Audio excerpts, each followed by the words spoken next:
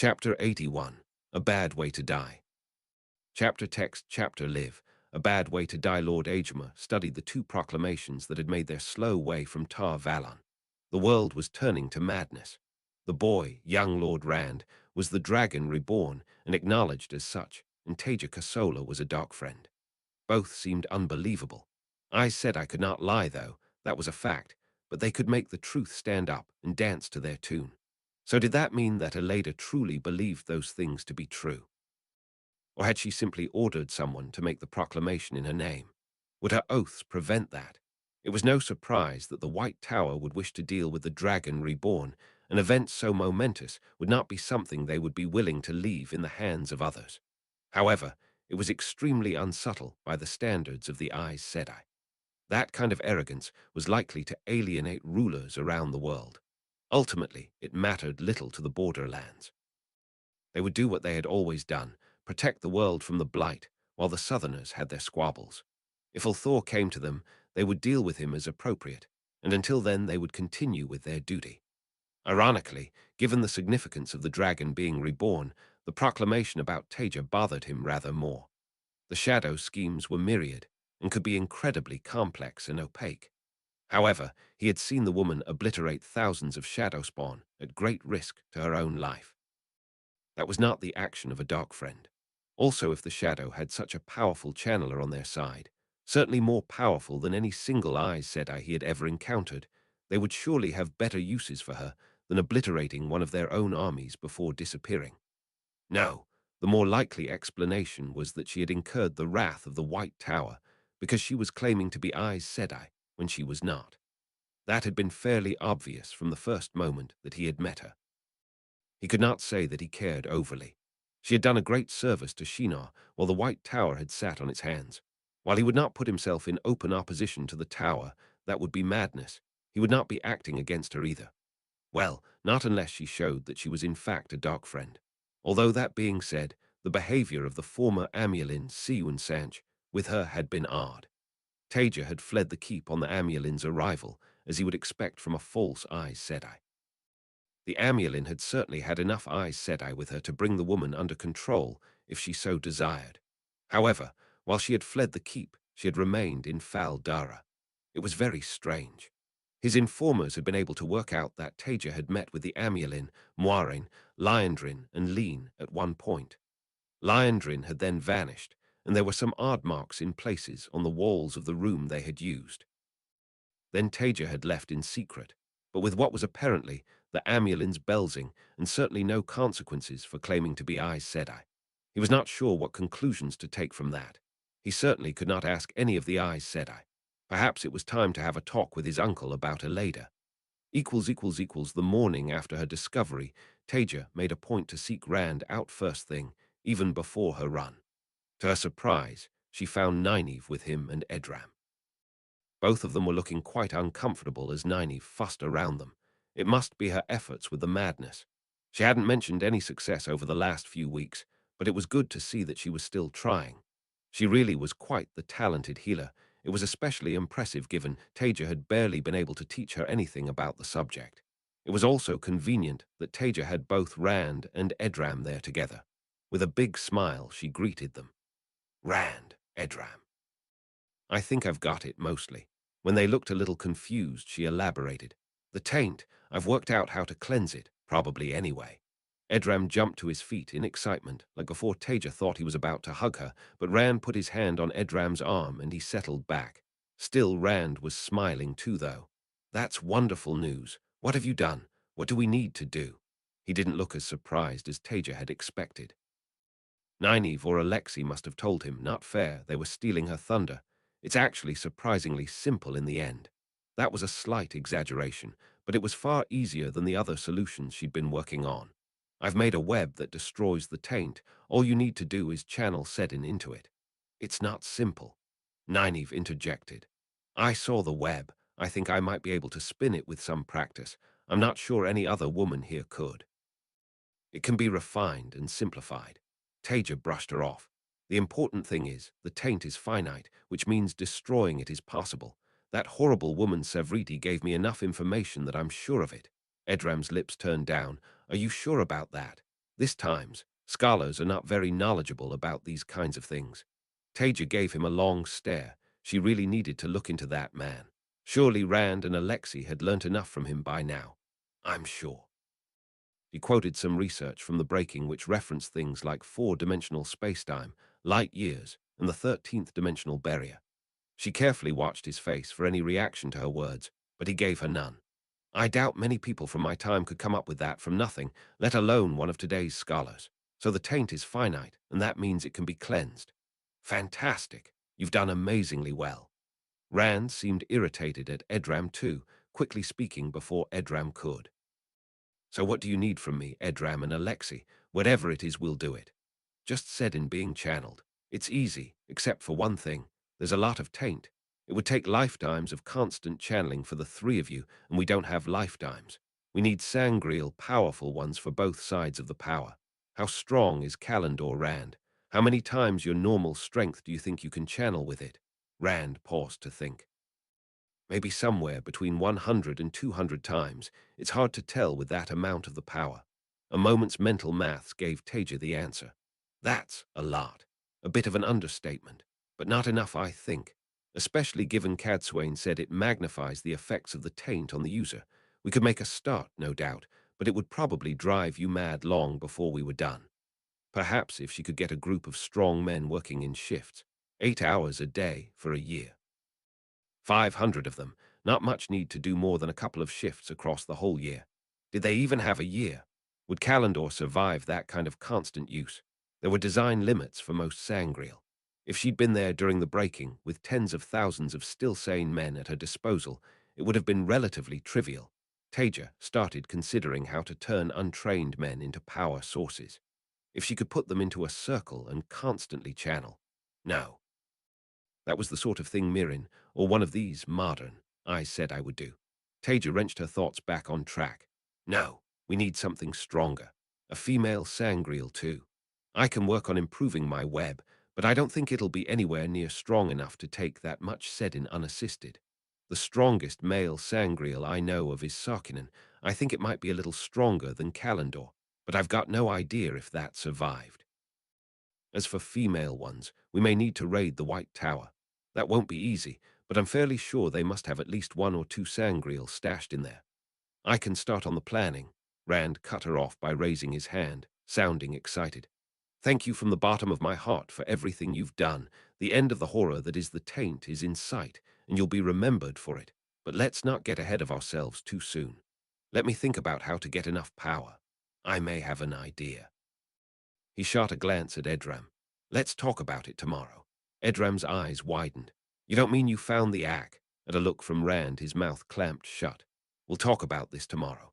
His tone brooked no disagreement, then his face brightened. Now, Taija, tell me about this Savriti. From what Nynaeve said, she sounds like an absolute nightmare of a woman. Taija was self-aware enough to realize that Alexei was probably sick of hearing from her about how fucking irritating Savriti was. So she was delighted to have an opportunity to moan about that particular modern Aes Sedai to a new audience. It really was a good day. Later in the day, Taija found herself stalking to the mouth of the canyon, her good mood fading as she looked out for Elaine and Matt. Elaine had missed a lesson, and after the first hour Taija had ended up dismissing Egwene and Nynaeve early in frustration, also she could come here to she didn't even know what. She wasn't sure if she should be worried or angry. She certainly wouldn't accept a lack of punctuality from an apprentice, however much she might like them, especially if they'd been off canoodling with their boyfriend. On the other hand, Elaine was normally very punctual, especially after the first time Taija punished her for lateness. Assuming she was all right, she could go and sort grains of rice or something for a day as punishment. Taija certainly wasn't going to have her time wasted by her. Taija was debating whether she should turn back into the canyon in disgust or start traveling around the desert to look for Elaine when she saw a figure running towards her, or at least the canyon, at a full sprint. It looked like one of the dedicated, and the spark of worry got that little bit brighter. With a thought, Taija spun a gateway and stepped out in front of the dedicated. He came skidding to a halt, yanking his veil across his face and grabbing for a spear. Unfortunately, a moment later he recognized her and hastily pulled the veil down again. I see you, Taija, said I. Impressively, he was only breathing heavily despite the run. My apologies, but I must get word back to the Golden Bowl. Someone has attacked two of the wetlanders. At least one of them is dead. Taija's blood turned to ice. Which two? Where? I do not know wetlanders, Aes Sedai. My apologies, but I must inform the guards of this. He moved forward, intending to go past her. Fuck! Taija stuck out an arm to block him, and fortunately, despite towering over her, he seemed to be unwilling to try to push past her. You will show me where right now. Her tone allowed for no argument. The man hesitated, and Taija considered tying him in air, despite the rudeness of an unprovoked assault with the power. Then he bowed. As you command, Aes Sedai. It was that way, around 1,500 spans. Perhaps 3 kilometers then. Taija channeled, and the air split open in front of her. Come with me. The dedicated man followed her through the gateway, reluctant, but showing no fear beyond that. Not here, Aes Sedai. I would guess another 500 spans in that direction. Taija didn't answer. Was that something in the distance where he pointed? Again, she channeled and stepped through the gateway, and immediately had to stifle a gasp. Someone had clearly fought with the power. Blackened patches of dirt had fused into glass, and there was a large, ragged scar torn through the ground. A pair of horses that she vaguely recognized lay dead, albeit mostly intact, but the worst was Matt, what was left of him, lying there in a patch of dirt that was darkened with blood, far too much blood. Blood covered his torso too, and Taija's stomach lurched as she saw 2 legs, 2 arms tossed aside across the dirt. Did they torture him first, or do it after? She hoped he didn't suffer, but the dead would need to wait. Where was Elaine? Horror warred with rage inside her before both faded to a dull murmur at the back of her mind, underneath ice-cold focus. Whoever did this was going to die. Chapter 82. A Song of Ice and Balefire, Part I. Chapter text, Chapter LV. A Song of Ice and Balefire, Part I. Matt groaned. Light everything hurt. This was what happened when a man got involved in flaming Aes Sedai business. He should have stayed in Iman's field, or somewhere more interesting. Keemlin, Kerhian, or even Ter, or anywhere other than the ale-bloody waste. Then he might not be lying in pain in the dirt with the dice rattling so hard in his head that he felt like his skull might shatter. Why did his arms and legs hurt so much, though? Tried to move and found he couldn't. He'd bloody well better not need healing. Nynaeve had improved a bit since they left Iman's field, but he had no desire to subject himself to her attentions. With a wince, he opened his eyes to the dimming light of the evening sun. Why was Taija standing over him? With one of these black-veiled ale, too. Why did she look so focused? There was none of the normal vague softness that he'd come to associate with her face. Actually, he realized after a moment, it was terrifying. She never looked like the other Aes Sedai, with their serene composure layered on top of hard eyes. Well, she still didn't bloody look serene now. She looked like she was about to murder somebody and then feed their body to the pigs, possibly not in that order. Now that had been an unpleasant death. He suppressed a shudder at the other man's memory. There were enough holes in his memory, where the flaming Eelfin hadn't filled them in, but he'd seen that face on her once or twice before, and it normally came immediately before something he wanted absolutely no part of. Funny that she looked so harmless most of the time. An unwanted giggle tore its way out of his lungs. His train of thought was broken by Taija's gasp. Matt, you're alive. Of course I'm bloody alive. Why wouldn't I be? He tried to sit up and hissed at the pain that spiked when the ends of his arms came into contact with ground. Wait, the ends of his arms. What in the filth-strewn back streets of Jerichopan was going on? He looked over to the side. Was that his arm? It looked like the sleeve of his shirt on it. Too much lace, far too much. Elaine had been trying to get him to dress more smartly, and while a man could appreciate a little lace, she wanted him tarted up like the worst kind of noble. Oh, Light, that was definitely his arm over there. With growing horror, Matt held his arm up in front of him. It wasn't there. His bare arm ended in a stump just below the elbow. Was that his blood on the ground all around him? He should be dead, that much blood. If only he'd disappeared from Falme when he had the chance. Captured by a pretty face and a cuddle with a flaming princess. He'd say he was no man's fool, except he clearly was. He paused. Was his arm getting longer? Was it growing? It seems that you are a very, very lucky young man. Taija's dry tone broke through his thoughts. She was looking at his growing stump with those cold eyes. The Turangreal. Well, she couldn't bloody have it. He'd paid for it, and now it had saved his life. He wasn't having some Aes Sedai steal it. He tried to put his hand over where the Turangreal was hidden under the remains of his shirt, and then remembered his hands were a couple of spans away. Matt, I know you've been through a traumatic experience. Why was her voice still so cold?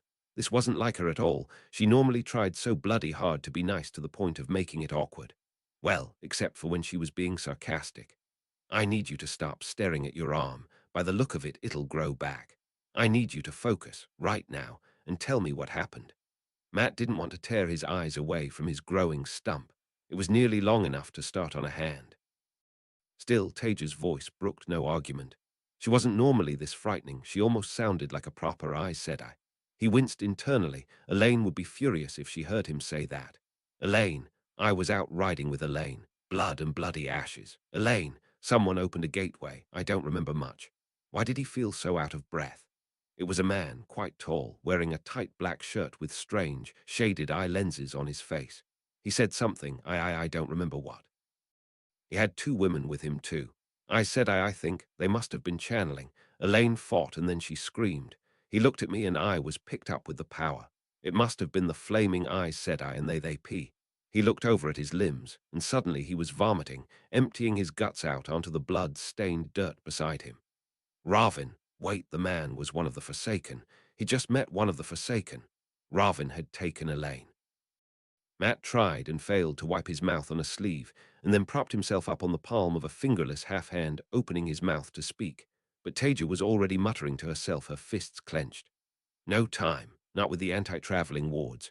It'll be a trap, no question, with fucking Ravin. Fuck.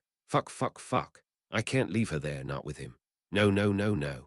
She suddenly span to face the ale man already barking commands. I'm going to make you a gateway back to Alcair-Dal. I need you to find one of Rand, Edram, Cadsuane, or Moirin and tell them these exact words. Ravin has taken Elaine to Keemlin. Taija has gone after them, no time to wait. Bring help. Repeat it back to me. Do it. The ale bowed, a look of intense concentration on his face that would have been funnier if Matt hadn't been trying desperately to hold himself together. Yes, said I. I will find the Karakan, Edram, Cadsuane Sedai, or Moirin Sedai, and say to them, Ravin has taken Elaine to Keemlin. Taija Sedai has gone after them, no time to wait. Bring help. Good, run. A gateway rotated open in front of the man, and he was through it already running. Taija glanced down at Matt. He suppressed a shiver. Those cold eyes were worse than any other Aes Sedai's for being on her face. There wasn't a hint of sympathy in them, just cold assessment. You'll be fine, Matt. You can make your own way back. I can't wait any longer if he has his hands on her. Cold assessment, and was that a hint of something else? Other men's memories said it was familiar. She couldn't be serious. The bloody woman was as insane as any male Aes Sedai, going to fight one of the Forsaken. One of the Forsaken and two Aes Sedai with him too, being suspended in the air, agonizing pain as his limbs stretch. No, he was no fool. There were some things no sane man was meant to face. She could rescue Elaine. His hands weren't quite regrown yet anyway. He met Taija's hard eyes and propped himself up on the stumps of fingers. I'm coming too. You need someone to watch your back. Float me with you. My hands and feet will be regrown by the time we get anywhere. With a crashing silence, the dice in his head came to a stop. After a moment's pause when he half thought, half hoped she'd tell him not to be a fool, Taija shrugged. Thank you, Matt. I appreciate it. He felt himself being picked up by the power and had to stop himself cringing, arms tearing away. No. A gateway opened ahead of them, and as Matt and his Ashandari floated behind Taija, the memories came to him. She looked like so many other men he'd seen over the centuries of memories. Men who didn't expect to survive, but had decided they were going to sell their lives dearly. Taija's mind was whirling as she stepped through the gateway into Keemlin, a few hundred meters from the royal palace.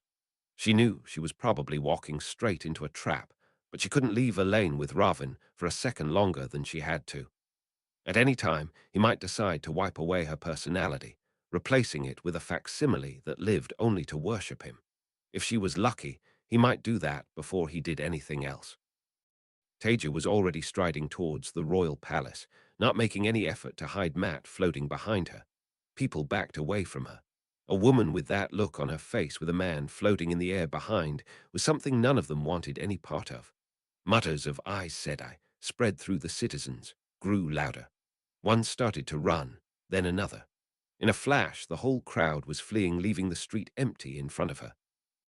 It was cold in Keemlin, there was snow on the rooftops, and after being in the heat of the waste, it was strange to realize that it was winter there. Taija would have been worried about it, but she'd have plenty to keep her warm while she was there. Raven she could take, one-on-one. Maybe. He was strong, far too strong, but if he didn't have an Angreal, she was more powerful, and she was completely sure she was better pound for pound. He was a rapist and an idiot, not a front-line fighter. Abusing helpless women was more his thing, and he made up for lack of skill with sheer strength in the power, pretending that that accident of birth proved something. Still, while he was a horrific man, he wasn't a complete fool. He'd have more of the Aes Sedai that Matt saw, probably under compulsion, but there was nothing Taija could do about that. There was going to be some other unpleasant surprise, too. That was the way Raven worked. She would just have to find out what it was. He probably wasn't expecting to have been followed so quickly. At least Taija had to hope that was right. He'd have thought Matt was dead, so maybe she'd have the advantage of surprise. Maybe. She couldn't take him on if she was under attack by Aes Sedai at the same time, though. It was too much. The sensible thing to do would have been to go for help, but she couldn't have found it fast enough, not with the wards around the Golden Bowl. Every second counted for Elaine. She was going to have to go in loud and hard, deliberately attract Raven's attention to get him away from Elaine. So much for surprise. All right, let me down, I'm ready. Taija glanced back at Matt and lowered him to the ground behind her, floating his Ashandere into his hands. He looked distinctly odd, his breeches and shirt turned into shorts, and a vest by whoever ripped off his limbs, Raven or the Aes Sedai. He couldn't be doing well after that, but she didn't have time to look after him. All she could do was help him survive. When we get in, I want you to go and find Elaine. Get her out of there and run. I'm going to be making as much of a distraction as I can, but you don't want to get between me and Raven. He won't leave you alive a second time. He looked like he wanted to protest for a second, and then he nodded decisively. Of course, he wanted to save his girlfriend, and it was better for everyone if he wasn't there when she fought Raven. Taija planned to bring the palace down around the Forsaken if she needed to. Taija stretched out tiny feelers of inverted spirit, probing for the edge of the anti-traveling wards. There. She drew hard on Sedar and started to shape the sky. At the same time, she broke into a run. Follow me. Stay close until we're inside. Equals. What was he even doing? Matt wanted to be anywhere else in the world at that second, yet he matched Taija's pace, his bare feet cold on the freezing ground, shouting a battle cry. For the honor of the Red Eagle, for the honor of the Rose of the Sun, the Rose of the Sun. Light only knew where that had come from, probably the flaming Eelfin again. Black clouds were swirling above the palace, gathering with alarming speed. Was that a flash of lightning across one of them? The guards at the gate were unlimbering spears and bows at the sight of the two of them pelting towards them. Bows were drawn, arrows knocked, and then a gateway flashed open in front of Taija, and she dived through it. Without hesitating, Matt followed. As Taija leapt out of it, she was already moving through the guards. A man in front of her was thrown aside with bone-breaking force. Another just exploded in a shower of gore. Matt barely dodged a spear jabbing at him before batting it aside with the shaft of his Ashandere and slicing the blade across the man's throat on the backstroke. The other two surviving guards dropped their bows and ran. She let them go, thank the light. A line of fire suddenly sprung up along the top of the palace walls. Did he hear faint shrieks over the roar? He hoped not. Taija reached the gates, towering, thick wooden doors at least 4 spans high. Somehow, another flaming memory. He knew they would have taken long minutes to batter down even with the largest rams, all while guards rained arrows and boiling water down from above. The gates crumpled in front of her with a grinding crunch. Without breaking her stride, she was through and into the courtyard inside. A group of 20 guardsmen lined up across it, swords drawn, armor shining. Matt wanted to scream at them not to be fools, to run. Before he could open his mouth, the ground exploded under them, scattering body parts across the courtyard. This was horrific. He'd seen her fight in the Stone of Tyr, but that had been with other Aes Sedai, not like this. He hadn't seen anything like it since the battle of, even then, no distractions. A pair of archers came running into the courtyard from the side. The woman didn't even turn her head to look. They just exploded. Showers of blood and guts. He wanted to scream at her to stop, but Elaine needed him. In seconds they were reaching the palace's inner wall. A moment later stone exploded inwards with a roar, shredding whichever unfortunates had been behind it. She hadn't even slowed down. As they stepped over the rubble, Taija finally paused, muttering, "Well, that should make things obvious to any Aes Sedai that are working for him." Then she looked back at him, raising her voice. "I'm going to the main hall. You go right. Find Elaine and get her out. Don't let her come back for me and try not to get yourself killed." Light only knew why any fool thought she wasn't a real Aes Sedai. She was far more terrifying than any of them. Matt gave her a hasty nod. "Light be with you, Taija Sedai." He turned and jogged into the palace. How to find Elaine. Chapter 83. A Song of Ice and Balefire Part Roman 2. Chapter text Chapter LVI. A Song of Ice and Balefire Part Roman 2. As Matt hurried off, Taija turned the other way. She'd untied the web concealing her channeling and was holding enough Sedar that every woman in the palace, and probably across the city too, should be able to sense it. It went against every instinct she had, but if she was going to survive this, she needed Raven's pet Aes Sedai to find her before he did. He was certainly going to be looking. She had no doubt about that. She'd made a very noisy and destructive entrance to the palace because she wanted his attention. If he was doing anything to Elaine, he'd certainly be more than distracted from that now. The man wasn't going to be willing to tolerate someone coming and wrecking what he thought was his, let alone a woman. Taija spun an inverted web over herself, and her form blurred, seeming to blend into the background. It wasn't perfect, especially with the way it flickered whenever she moved, but it might give her an extra second or two to strike. Now to hunt. She also spun another web over her boots, the sound of her footsteps suddenly fading away. Finally, she moderated her draw on Sedar, reducing it to around what Moiring could handle unaided. She'd still be blindingly obvious to any nearby Aes Sedai, and there was no need to give everything away. Keeping close to the walls, Taija started to stalk, feeling very conscious of the way she'd be glowing to any woman who could channel.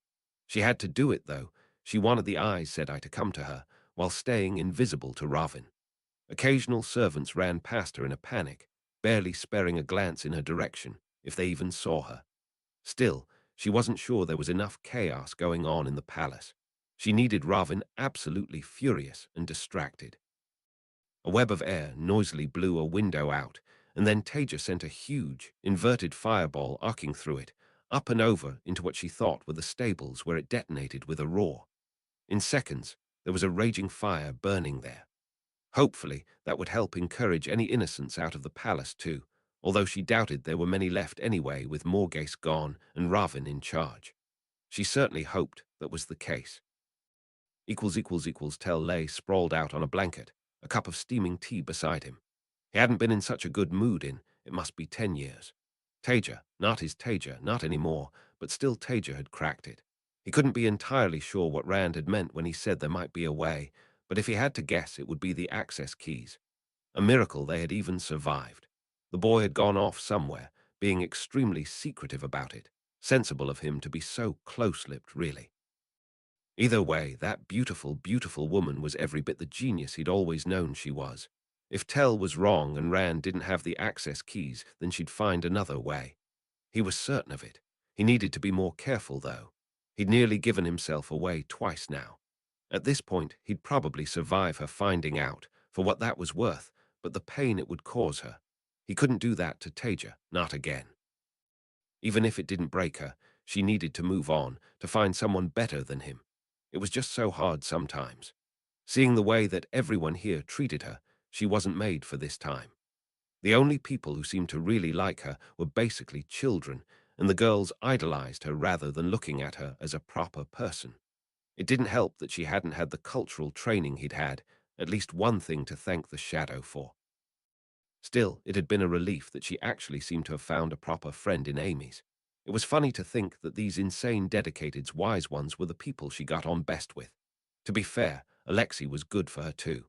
There was a young man with his head screwed on right. Thank the creator Taija had found him, or he'd found her. whichever way round it was. Rand's increasing paranoia was concerning, as were the flashes of Luz Thurin coming through. It was ironic, really. He smiled wryly. He'd spent so many years hating Luz Thurin more than anything, and yet, now he could barely muster more than dislike. They'd been friends once, of course, sort of anyway. As for Rand, they had a surprising amount in common given he was a 20-year-old farm. In a different world, with a different start, maybe they could have been friends. For now, he could respect him, and that was enough. It didn't matter anyway. He'd given up on glory that day, when he put himself at Rand's mercy. Despite Rand's paranoia, it at least seemed like the man had decided to trust him, to a point. That was one thing he'd earned. Taking a Midrol's sword for the boy, tell Janin of old, might have done it for Luz Thurin. Probably not, though. Samil wouldn't have done that for anyone. Maybe there might even be a future for him, in the unlikely event that he survived all of this anyway. Nothing special, of course, but he could disappear. Get his scar healed, shave off his beard, and retire into obscurity, somewhere Taija would never find him. Start a farm and raise chickens. He winced at the memory of their last truly happy conversation. It was more than he deserved, more than he was likely to get, but maybe he'd earned himself a tiny ray of hope. Lemela Ulmaim watched the odd blur sidle into the hall. She might not have seen it if not for the way that the outline of a woman glowed brightly with Sedar within it. The foolish woman thought she was hidden, but she'd find out the truth. Oh yes, she would. It wasn't the main hall, but was still richly decorated. Priceless paintings and sculptures dotted the walls, frescoes adorned the gilded ceiling. It would be a fitting place to bring her to heal. It was disgusting, actually, the way this woman had been ruining the great master's day, especially when he just found himself a beautiful, new pet to play with. Well, she and the two other sisters would put the woman in her place. She was strong based on the glow around her, but not that strong, especially when Lemela had her little statuette of a weeping woman in her belt pouch. Ah, you must be the troublesome girl that has been making all this racket. She drew on Sedar through her angriel. You are hardly pretty enough to become one of the great master's pets, but I will still present you to him, trussed up like a little birdie. Perhaps you will please him for a short while. The idea that someone else might please him distressed her, but at least she knew this one would be discarded quickly. The great master liked them better looking than that. She wove spirit into a shield and threw it at the woman, only to jerk a moment later as the threads were cut and snapped back into her. To her sides, she heard a pair of thumps. A horrified glance to her left showed her Samola's bottom half in a spreading pool of blood. Then she was flying through the air. She had not even seen the woman weave anything. Was she like the great masters knew? Her thoughts ended when she hit the wall with a crunch. Light Taija hated Raven. She could only hope those women were actually Black Adja and not just compelled slaves. Either way, they'd had no idea how to fight. Still, now that they were dealt with, she needed to find Raven. Surely he must have been looking for her by now. He couldn't just be ignoring what she was doing to his palace. Taija fed some more power into the inverted web she'd spread across the clouds above her and kept going through the palace. After a moment, she reapplied the inverted web to conceal her channeling for good measure. A group of guards ran past her without seeing her in her camouflaged state, luckily for them. Taija was really starting to worry, the sick feeling growing in her stomach that Raven had taken Elaine somewhere else and she was in the wrong place. Then she saw him. It was only a flash of movement through windows on the other side of a courtyard, but she was sure it was Raven. That shaved head, the tight black shirt, and the determined run. She was also sure he hadn't seen her. His channeling might be crude, but he was far too powerful for her not to take seriously. In an instant, Taija had judged his speed and direction. Almost without thought, she spun balefire, pouring every ounce of Sedar that she could draw through her angriel into it. Liquid fire sprang forth from her carving, straight through the wall on her side of the courtyard, and through that on the other side too. Taija swept it down and across before immediately releasing the web and sprinting through a gateway to the sound of masonry crashing to the ground around her. Taija emerged behind where she thought Raven should be to see him, staggering out from the shattered remains of the corridor he'd been in. Fuck. No time for regrets. She was already spinning frantically. Balefire, weaker now that she didn't need to blast through two walls to hit him. More. Fire erupted around him, and she opened a gateway to her side, throwing razors of air through it at his back. Raven dived out of the way of her balefire, not even hitting the ground before he spun an impenetrable sphere around himself, Taija's fire and air washing over it. Too easy. It might work well against someone less experienced or in a friendly spar, but she wasn't interested in a fight. She wanted Raven dead. In a fraction of a second, Taija seized the sphere in a web of air and swung it hard into the rubble. Nothing would touch him, but he could still be disoriented. Another web set the very air on fire around the sphere, blinding him and ensuring he couldn't safely release it. She followed through with a beam of balefire that would punch straight through it. There was a reason she didn't use that sphere in combat. Suddenly, fire erupted around Taija, and she was frantically slicing webs, backpedaling. Her webs around Raven dropping away as she focused all of her attention on her unseen attacker. She hadn't felt anything. Sedin, inverted Sedar. In a flash, she went through the possibilities in her mind. Demandrid, Ishmael, T. Samuel. No, she don't think it was him. It could be Lanfear or Semirage. She doubted any of the other women could invert webs in combat that effectively. Maybe Greendel. A sweating dedicated skidded to a halt in front of him, and Tell looked up from his contemplation, cup in hand. Is something wrong? I see you, Edram. The man gasped the words out. Taija Sedai has ordered me to pass on the following message. He paused and started to recite. Raven has taken Elaine to Keemlin. Taija Sedai has gone after them, no time to wait. Bring help. The cup fell from Tell's hands, spilling its contents onto the ground. He was already up, springing to his feet with the grace of a professional athlete and grabbing his sword. Shit, he didn't know where Rand was. The eyes said I would just slow him down. There'd be too many questions with those women. The chief of chiefs has left the golden bowl. The eyes said I are with the wise ones. Pass the message on to them. I'm going after her. He was running almost before he'd finished speaking, accelerating to a dead sprint. She had an angriel, she could take Raven, but the man wasn't stupid, disgusting as he was.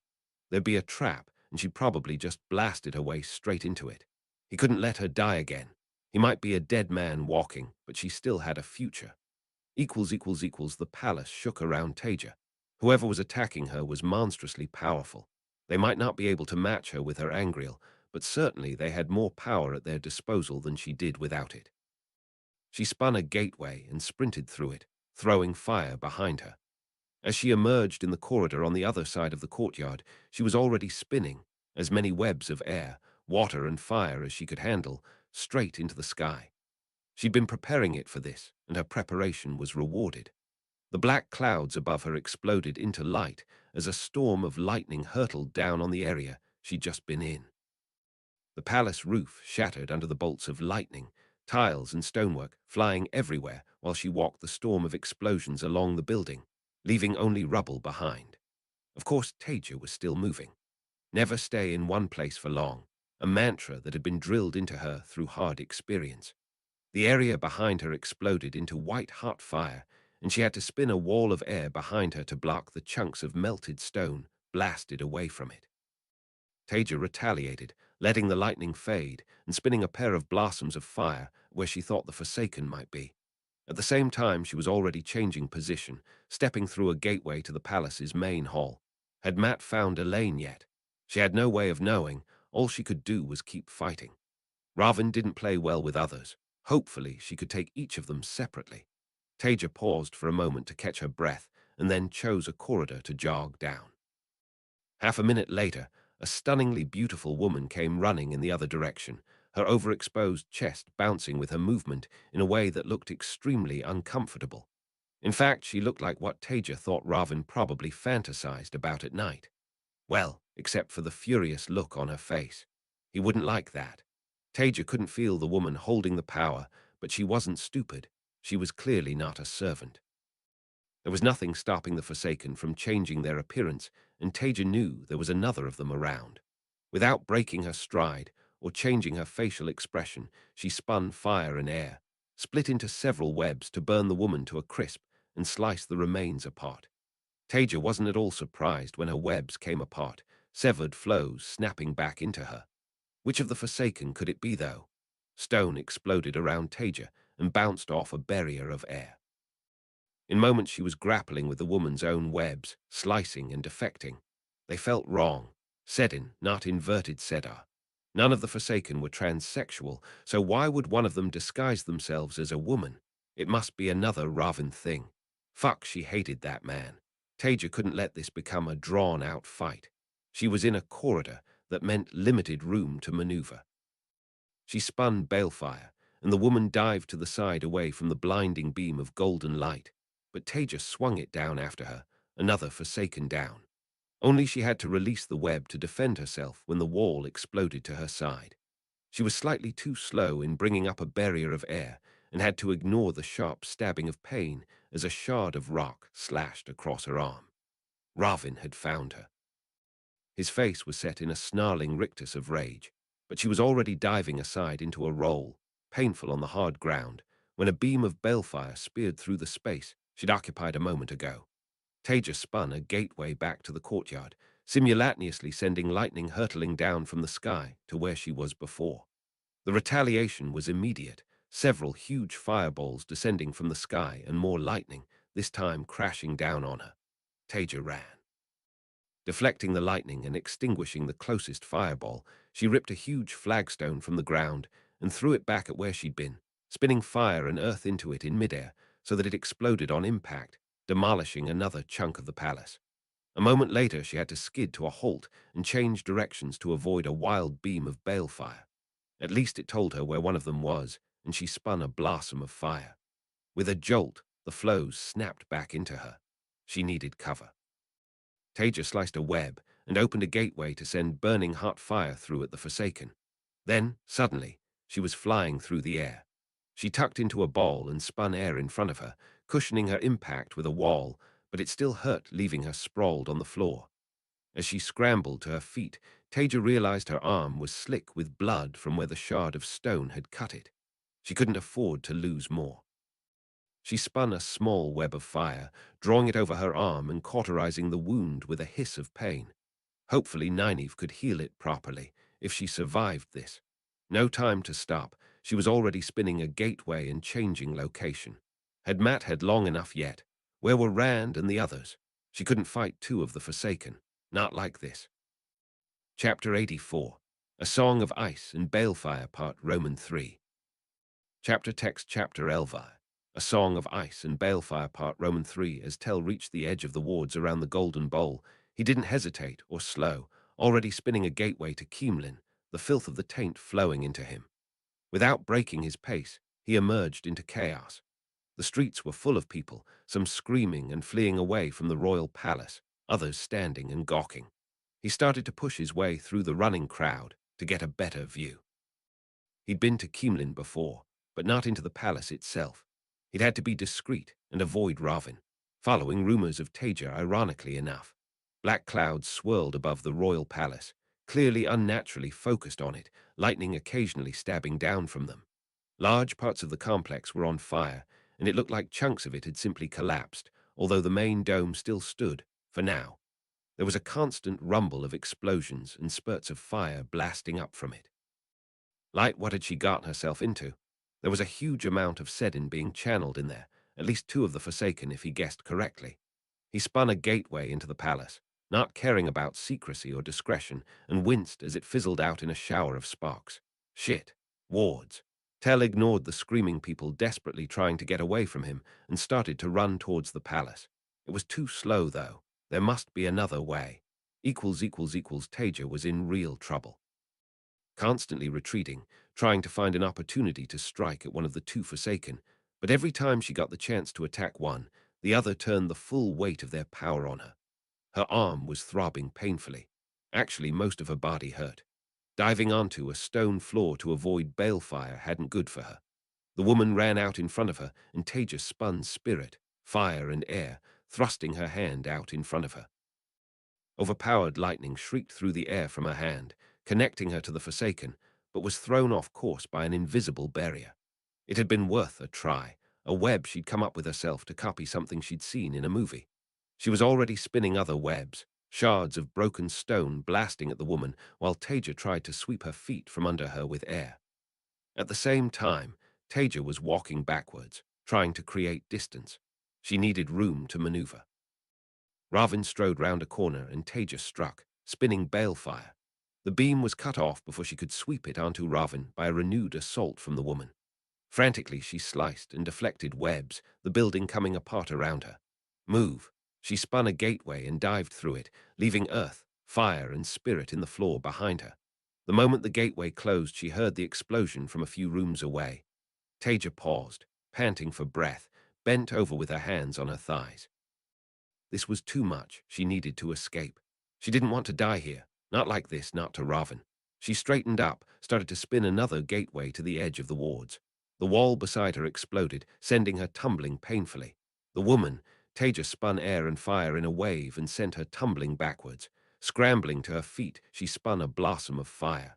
A beam of balefire speared through air in front of her, far too close. Ravin. Taija dived aside, drew lightning down all around herself, and the world around her exploded with a crashing roar. Drawing heavily on Sedai, she spun another gateway, only for the woman to slice the web before it could form. She couldn't turn her back on them to run, but she knew they were hemming her in.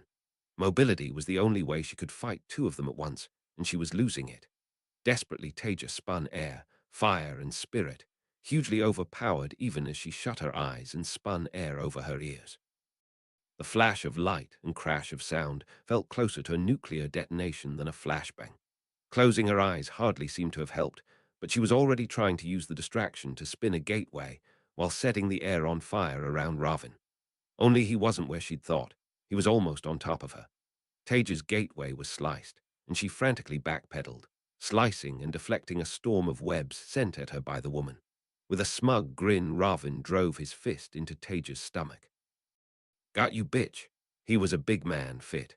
Taija was physically lifted off the ground by the blow, sent sprawling in front of him, gasping for agonizing breaths with her diaphragm spasming. She couldn't let it stop her, though. She was already spinning balefire, focusing through the pain, but the web was sliced before she could bring it together. This was taking too long. El would never get to the palace in time if he had to fight his way through the crowd, even with those nearest to him having run screaming at the sight of a male channeler. He'd need to take a different approach. Then the idea came to him, and he smiled wryly. He wanted to do that for years, but Taija had always said it was fucking stupid. She was right, of course, but when the sensible options were gone, well, there wasn't much choice. He'd done the calculations. Over 3,000 years ago, it should work. It had to. Tell glanced up at the cloud-filled sky, then down at the shattered dome of the royal palace. A quick bit of mental calculation, and then he drew deeply on Sedin, ignoring the filth of the taint as it washed through him. A deep breath, and he channeled. An inverted gateway rotated open in front of him. Yes, he'd been right. He leapt through it into the empty air directly above the palace and started to fall through the clouds, his short hair standing straight from the charge held within them.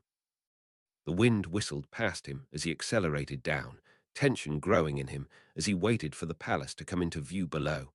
A moment later, he emerged from the clouds and saw it. From above, it looked even more devastated than at ground level. Taija really had done a number on it. Ravin would already be regretting pissing her off. He smiled fondly at the thought. His mind was working lightning fast. There, small figures standing in the rubble of one of the palace's halls. That must be Taija, Ravin by her and a woman holding Sedin. Odd, was there another of the Forsaken he hadn't known about? It didn't matter, he planned to kill her soon enough. Tel spun inverted Sedin into a series of webs, air into a slide, hitting it with a thump as it slowed, and guided him straight towards them.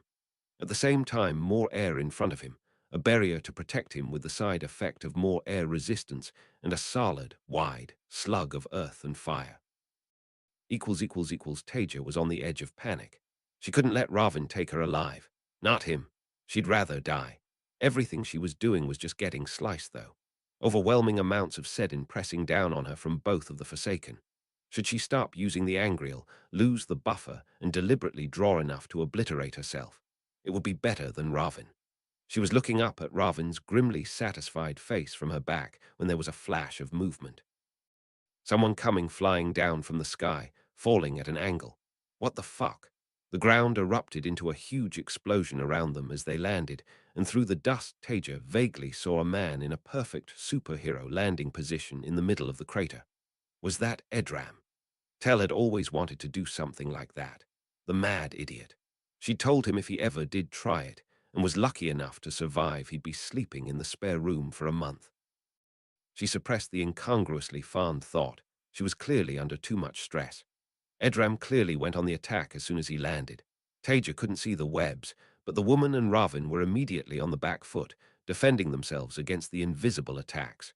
She spun her own gateway and crawled through it to get away from Ravin, already taking stock of her condition. She thought he might have cracked one or two of her ribs with that punch. Breathing hurt, but nothing else was broken. With a suppressed whimper, Taija spun air into a tight binding around her lower chest and tied it off. Now she needed to get back into the fight. Edram was clearly strong and impressively skilled, but he couldn't face two of the Forsaken by himself. Sedar was a deep river, flowing through her. Taija sat on the beach, waves of Sedar gently lapping at it, serene above the pain of her body and the chaos surrounding her. She shaped Sedar into a gateway and stepped back into the fray, launching a storm of fire and air at Ravin's back. Balefire flashed towards Edram, but he was already traveling, coming out behind the woman. A moment later, a pair of deathgates appeared behind the woman to Taija's side, flying toward the woman, opening and closing as they went. An odd choice of Web Edram's own blast of balefire flashed out and was dodged. The deathgates vanished, but they were both already striking. It was all very familiar tactics to Taija. Never mind hammer and anvil, they were both hammers. She stepped through a gateway and spun a flurry of webs at the two Forsaken, pulling their attention away from Edram. Bars of fire, razor-sharp air, bladed webs of spirit flew out, and before they could retaliate she was moving again, off to her right, just the way she'd practiced so many times. Edram fell into the same pattern. The moment they focused on Taija, he was attacking, moving to his right too, keeping them pinned between him and Taija as they circled. Taija was attacking again, sending Ravin reeling, his clothes smoking as he barely deflected a web that would have seared him to the bone. The woman did better, fending off Taija's attacks, but pushed back. Taija traveled again. Edram was already edging closer to the woman. He could be reading her mind. It was like being back with Tell again. She could see Ravin getting worried. He couldn't stand up to the storm of power being thrown at him. Neither could the woman, but Taija could tell she was more of a fighter than Ravin ever was. Not particularly sophisticated, she suspected, although it was hard to tell in the chaos, but a brawler, no question. Again, she and Edram traveled, smoothly changing positions around each other, webs seeming to flow together despite their invisibility to each other. It was insane. No one was that coordinated with someone they hadn't trained with for years. Ravin spun balefire, and Taija was diving aside through a gateway.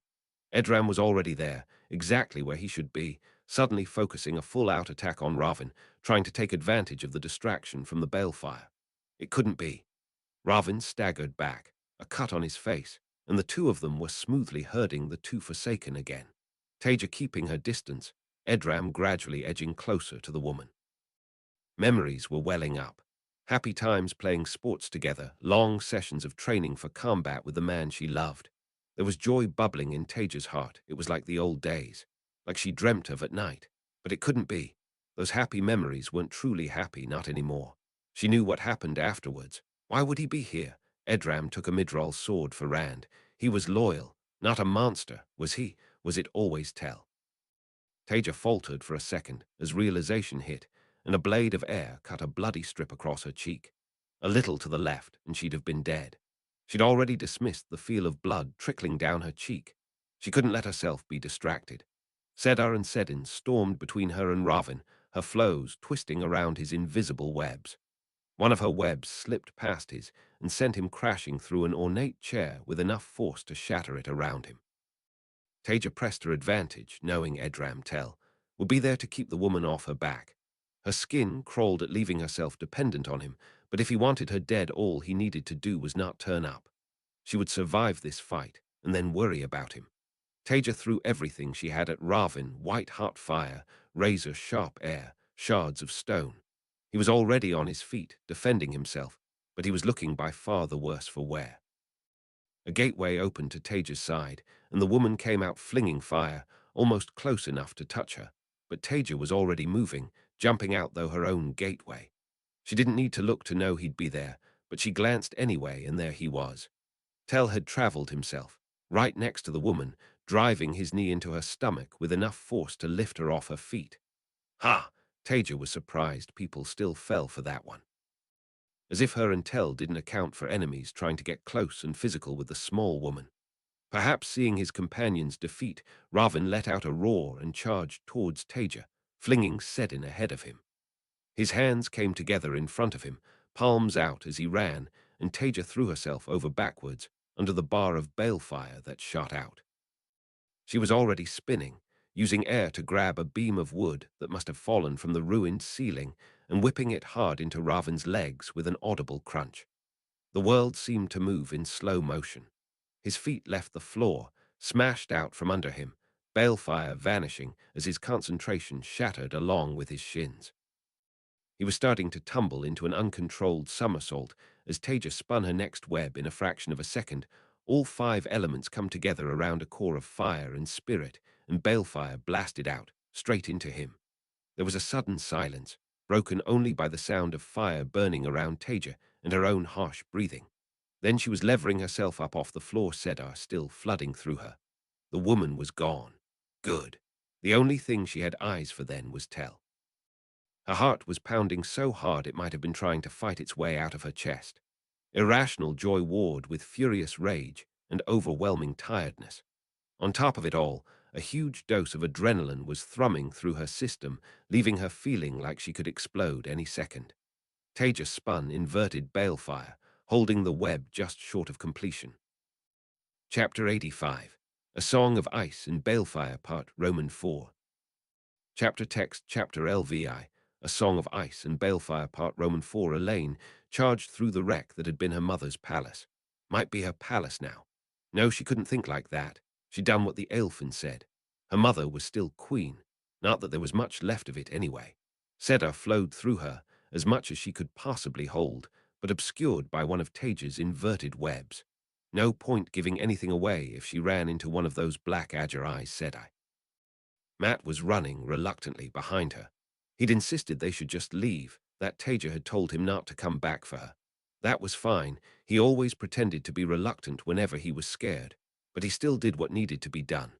Just like he'd come for her, despite what Ravin had done to, another thing she couldn't think about right now. Matt had come for her, even after what Ravin had done to him. That was what mattered. The palace was in ruins all around her. Parts of it were burning, others just smoking rubble. What Taija and Ravin had done she could not even start to imagine. The last time she had seen Taija truly fight had been in the Stone of Tyr, but this was something different. She had been terrified for her teacher, mentor, friend. She was never quite sure where to place the woman in her head. Matt had let slip that she had looked like she had thought she would lose when she had told him to get Elaine out. He had cursed when he had realized what he said, but after that, there was no way Elaine could go and leave her on her own. Ravin was. She was not going to think about it, not until she was safe. But she would never leave Taija at his mercy, not while she still drew breath. Being the daughter heir of Andor carried obligations to one's subjects. Not that she would ever be stupid enough to tell Taija she was a subject of the Andoran throne, even if she did wake up in Andor, and so technically was. The woman did occasionally let slip her deeply odd political views after all. Anyway, Taija had also told her often enough about the obligations that came with being Aes Sedai. Those were enough to bring her back without noblesse oblige. The sound of explosions had stopped just before she reached them. Was the fighting over? Had Ravin or Taija won? She spun a couple of webs, ready to attack as soon as she could see, taking the time to invert them since she had it. Elaine came to a dead stop as she entered what was left of the Lion Hall, Matt almost running into her back. It was utterly ruined. There was almost nothing left to rebuild. The roof was gone. Most of the walls were gone. The floor was not even visible under all the rubble, wood, and dirt. Taija stood there in the middle of it, chest heaving, her hands on her knees. She was alive. She won. Taija sprinted forward and barely stopping herself from flinging herself at the woman when she saw the way she was swaying. Elaine settled for a more dignified approach, wrapping her arms around the smaller woman and burying her face in the top of her head. It was all going to be okay. You came. Olite think you came and you sent Matt. I was so scared. Ravin she trailed off as she heard another voice. Edram. Fuck, how did she get away from me? You're losing your edge, you idiot. Matt had not mentioned him. He must have followed Taija and helped. With a sudden squawk of surprise, she remembered she was wearing an indecently revealing dress and almost leapt in the air to get behind Taija. Ravin had made her choose between that and nothing, and she wasn't going to let herself think about that until she was alone. But it was one thing to ignore it when she was expecting to fight for her or Taija's life, quite another to be on show for one of Rand's followers. How did he get here anyway? Was that the old tongue he was speaking? Why was Taija so tense? She had practically ignored Elaine, her eyes locked onto Edram. She was injured too. Those ridiculous breeches she insisted on wearing were torn in various places, and her face was covered in blood on one side. Was that a tear in her coat showing blackened, burnt skin too? They needed to get Nynaeve here, or Moirin if Nynaeve was not available. Taija had taken a step forward. Elaine absently noted that whether by coincidence or design kept Taija between her and Edram. Could he have been part of it? Was that why he was swearing? She wished Taija would stop hiding whether she was channeling so that she could tell what was going on. Taija looked like she might burst into tears or possibly might kill someone, but her eyes never left Edram even as he turned to face her. Even Matt seemed to have realized something was up. She could tell by the way his eyes kept flicking towards the nearest exit while he slowly maneuvered towards Edram's flank. After a moment, Edram broke the tense silence, again speaking in the old tongue. Why? Where did he learn? Taija, I'm sorry. Let me explain. Elaine had not spoken to him much, but he seemed to be deeply uncomfortable right now, none of the smooth confidence he normally showed. Taija just stood there for a second, and then suddenly Edram's appearance rippled, his dark hair fading and being replaced by a blonde face that had been seared into her memory, twisted by the scar that ran across it. Elaine could not help the gasp that escaped from her. Horrified surprise was quickly followed by fury. Had they really been fooled so badly by one of the Forsaken? This one in particular. Taija didn't have the mental energy for this. Why then? Couldn't he just have been Edram? Please. Without thinking, just to confirm things once and for all, she lashed out with fire and spirit, slicing whatever web was hiding his appearance. A moment later, he was standing there in front of her. Tell, Samuel, whatever he called himself now. Taija heard Elaine gasp from where she'd hidden behind her, and then suddenly Elaine was pushing forward in that obscenely skimpy dress, putting herself between the two of them. Light, Taija really wanted to kill Ravin all over again, but slower. She also wanted to groan. The idiot girl wanted to protect her. From Samuel, Tell, Edram, whatever, she was grossly outmatched. Why did she have to deal with teenagers right now? What the fuck is wrong with you, you monster? Can you not just leave her alone and go die in a crevice? Have you not done enough harm already? Elaine's grasp of Taija's language had improved, she absently noted. Perhaps Matt had been teaching her. At least Samuel hadn't taken that as a cue to attack. Taija put her hand on Elaine's shoulder firmly. Elaine, I appreciate the sentiment, but this is between me and him. You need to go back and recover, go back to the Golden Bowl, I'll be right behind you. But Taija, said I. Her temper snapped, and for the first time since Taija met Elaine, she shouted at her. Just fucking go. Taija immediately regretted it, instantly wanting to apologize, but Elaine was moving and she needed her gone.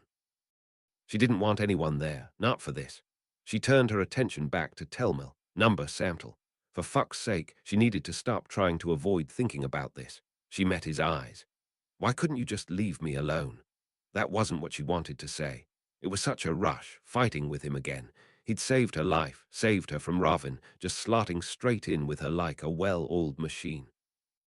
Taija had a mad urge to just throw herself into his arms and cry until she forgot everything that had happened. She also had a much more sensible urge to complete her web of balefire and end the traitorous stain on the pattern that he represented. All that warred with the almost overwhelming desire to be somewhere, anywhere else, and just not have to deal with this. I tried, believe me. I know you don't deserve this. He grimaced, the movement pulling at his twisted face. I tried to just disappear and do something good before I died, let you move on with your life and find some happiness of your own this time. It seems the pattern didn't agree with that plan. I didn't want you to know, but if you think I'd let you die, or worse, end up in Ravin's hands, I'd rather die myself. I'm not holding the power. If you want to do it, I won't try to stop you. It might be better that way. Prick. He knew she wasn't going to kill him right now. She couldn't bring herself to when he was in full-on Forsaken mode for light's sake. Why couldn't he just be dead?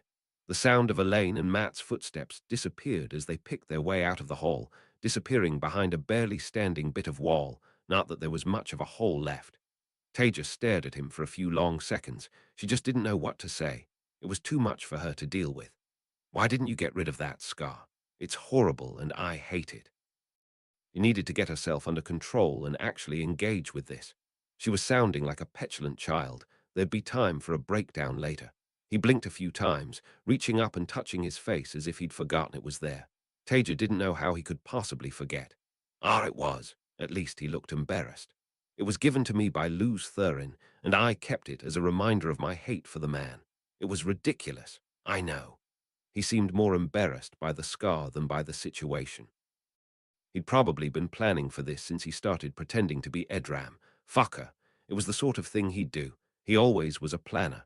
One of his best characteristics and occasionally one of his worst. Taija had just about gathered herself back together to the point where she was able to actually communicate like an adult. Even through your change of heart, she couldn't help but layer sarcasm onto the words. Why tell? Why do this? Why put yourself here? Even if I accept one of the Forsaken can seek redemption, and I don't think I do you expect me to believe that you didn't know this would happen? If you really didn't want to hurt me more, you could have looked for it somewhere else. You plan everything. Why shouldn't I think this is yet another fucked up plan from you? Tell sighed deeply, looking more broken than she'd ever seen him. Believe it or not, Taija, not everything is about you. He blanched as soon as the words left his mouth. That came out wrong. I don't mean it like that. Seeing her scowl deepen, he hurried on. What I mean is that I needed to go to Rand, Luz Thurin, whatever you want to call him. I'll explain everything, I promise. But the plan was to help Rand win, keep as low a profile as I could, and then just disappear. Maybe Rand would carry out one of the death sentences I know hang over me. Maybe I'd die heroically, or perhaps, if I was very lucky, I could retire into obscurity. Regardless, I never wanted you to find out I was still alive. I know what I've done to you, and I know what you're already going through. Great plan, clearly. You do seem to have a tendency to barrel straight through them. He sounded fond. He even looked fond when he said that. He wasn't allowed to look fondly at her. Not now. Taija changed tack slightly. Fine, let's pretend I believe you. Explain. Everything. Why did this have to happen now? Everything had been starting to go right, and now she had to deal with this, along with a traumatized teenager trying to protect her from it when she should be getting counseling for herself. You can start from the beginning and finish up with why you joined up with Rand and therefore me. Right here. What if we're attacked? It isn't safe. I'm not sure you're in any condition for it either. He glanced over at the bit of wall Matt and Elaine were very obviously hiding behind. The bloody girl still hadn't left, and Matt wouldn't until she did. Right here, right now. Explain yourself and I'll listen. One-off offer tell, not to be repeated. Taija found a piece of rubble to lean against and sat down, stifling a whimper from the searing pain in her ribs as she moved. She must look a mess. She knew half her face was covered in blood on top of various other injuries. Nothing life-threatening, though. She'd be fine. Maybe she'd even have a scar like that monstrosity on his face. Taija raised her voice. Elaine, we'll be having a talk about your disobedience later. If you can't bring yourself to do as you're told, though, then at least make yourself useful and make sure no one bothers us. I'm going to listen carefully to what Tell has to say, and then I'm going to decide whether or not to kill him. It was an empty threat, really. Taija didn't think she was stable enough to kill a fly at that moment. What she was actually going to do after this was what she really wanted to do right then. Run away to her mountain and cry while she tried to process this, but she needed to deal with this in an adult way first. No running away, no displacement activities. Taija, you really need healing. You can't see yourself, but Taija snapped back at him. I'll live, which is more than can be said for you if I don't like your explanation. Start talking. She composed her face and met those deep blue eyes. She dreamt of them so often, of Tell appearing and saying it was all a nightmare. None of this ever happened. Sometimes he was taking her home, back to before the war. Other times he was just there for her in this horrible, lonely time, ready to support her and fight at her side, just like he did today. Taija shuddered violently and then nearly cried out at the pain it caused. Stupid fantasies were just that. Stupid and fantasies. Tell sighed and gathered his thoughts. At least he didn't put his public speaking face on. I suppose I should start from the beginning. I'll try to keep it brief, just a summary. He looked at her with concern, and for a second Taija thought he was going to tell her she needed healing again, but after a moment he continued. I'll never forget the day they told me you died. It seared indelibly into my memory. I think Tel Janin, the old Tel Janin, died that day even if it took me a while to realize.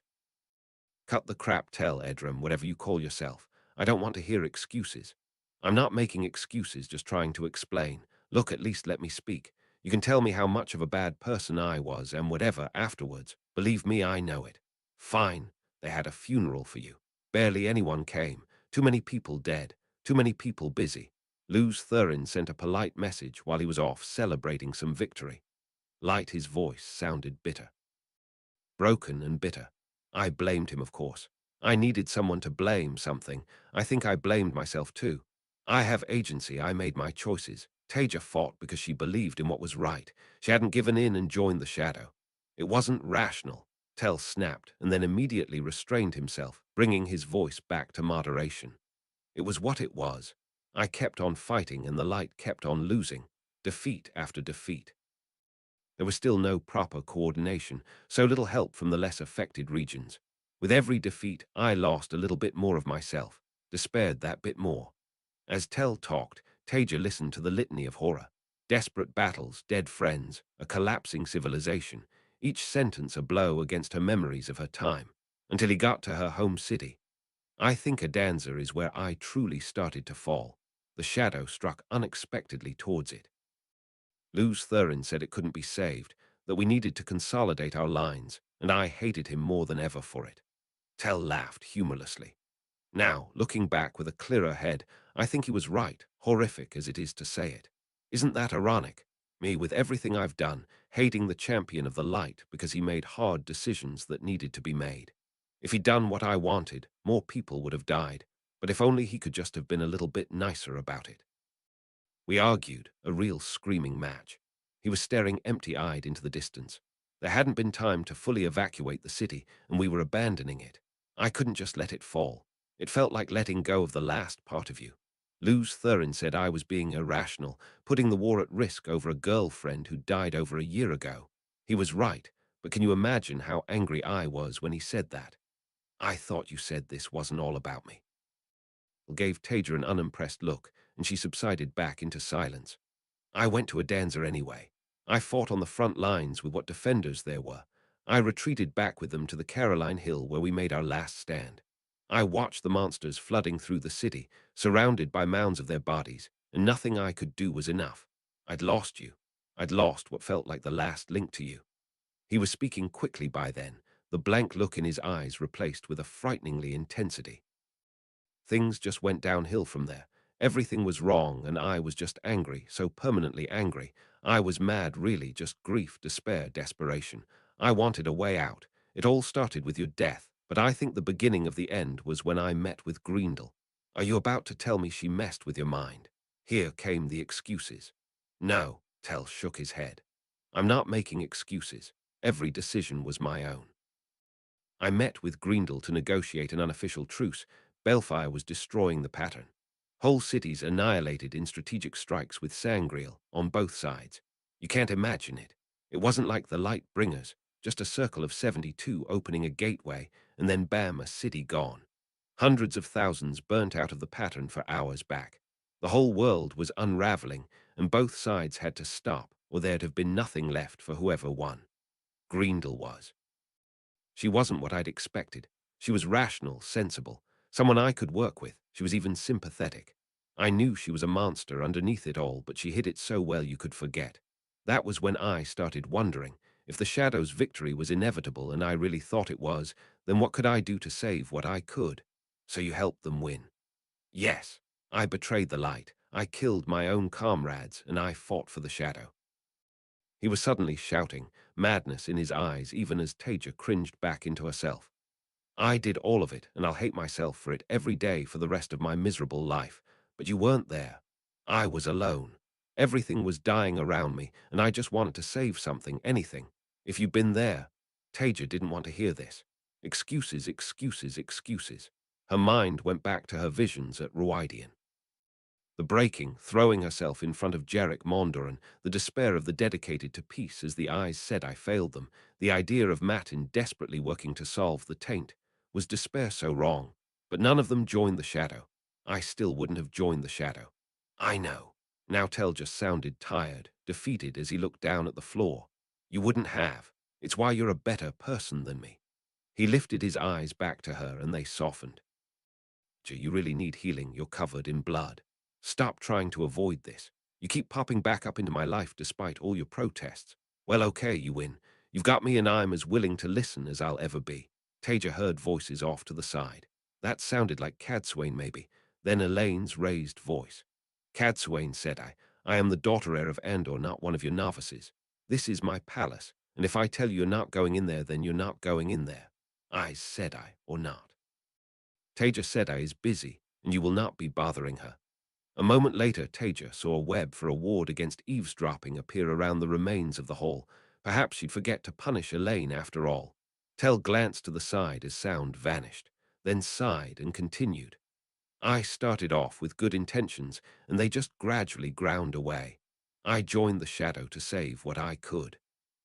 If I could reach the top, I could preserve some of what was good in the world, make things right, get revenge on those who'd wronged me. Well, that was an idiotic plan. If he'd died, she'd never have joined the shadow. She'd have thrown herself at them, killed as many as she could before she died too. There'd have been no point living without him. She still spent too many nights wondering whether there was any point now. Yes, I know, when you died. When I thought you died, there was nothing left for me other than duty, and that wasn't enough. Not after so much defeat and failure. I was mad. There was nothing left for you. What about Ev? I fucking buried you, Taija. Tel's roar overrode her words before he continued in a quieter, more despairing tone. Or I would have if there'd been anything left to bury. It was like all the light in the world had been extinguished. You say the world lost its light. How do you think I felt when I found you'd been dead for 3,000 years? It's been less than a year for me. I was completely and utterly alone. The only person I can even have a conversation with in my own language is a teenage boy, and he's terrified of me. And then I found out actually you were alive, but only because you'd become. A sob broke free, and Taija clamped down hard before any more could come out. She'd spent most of a year keeping herself under control. She could do it for a little bit longer.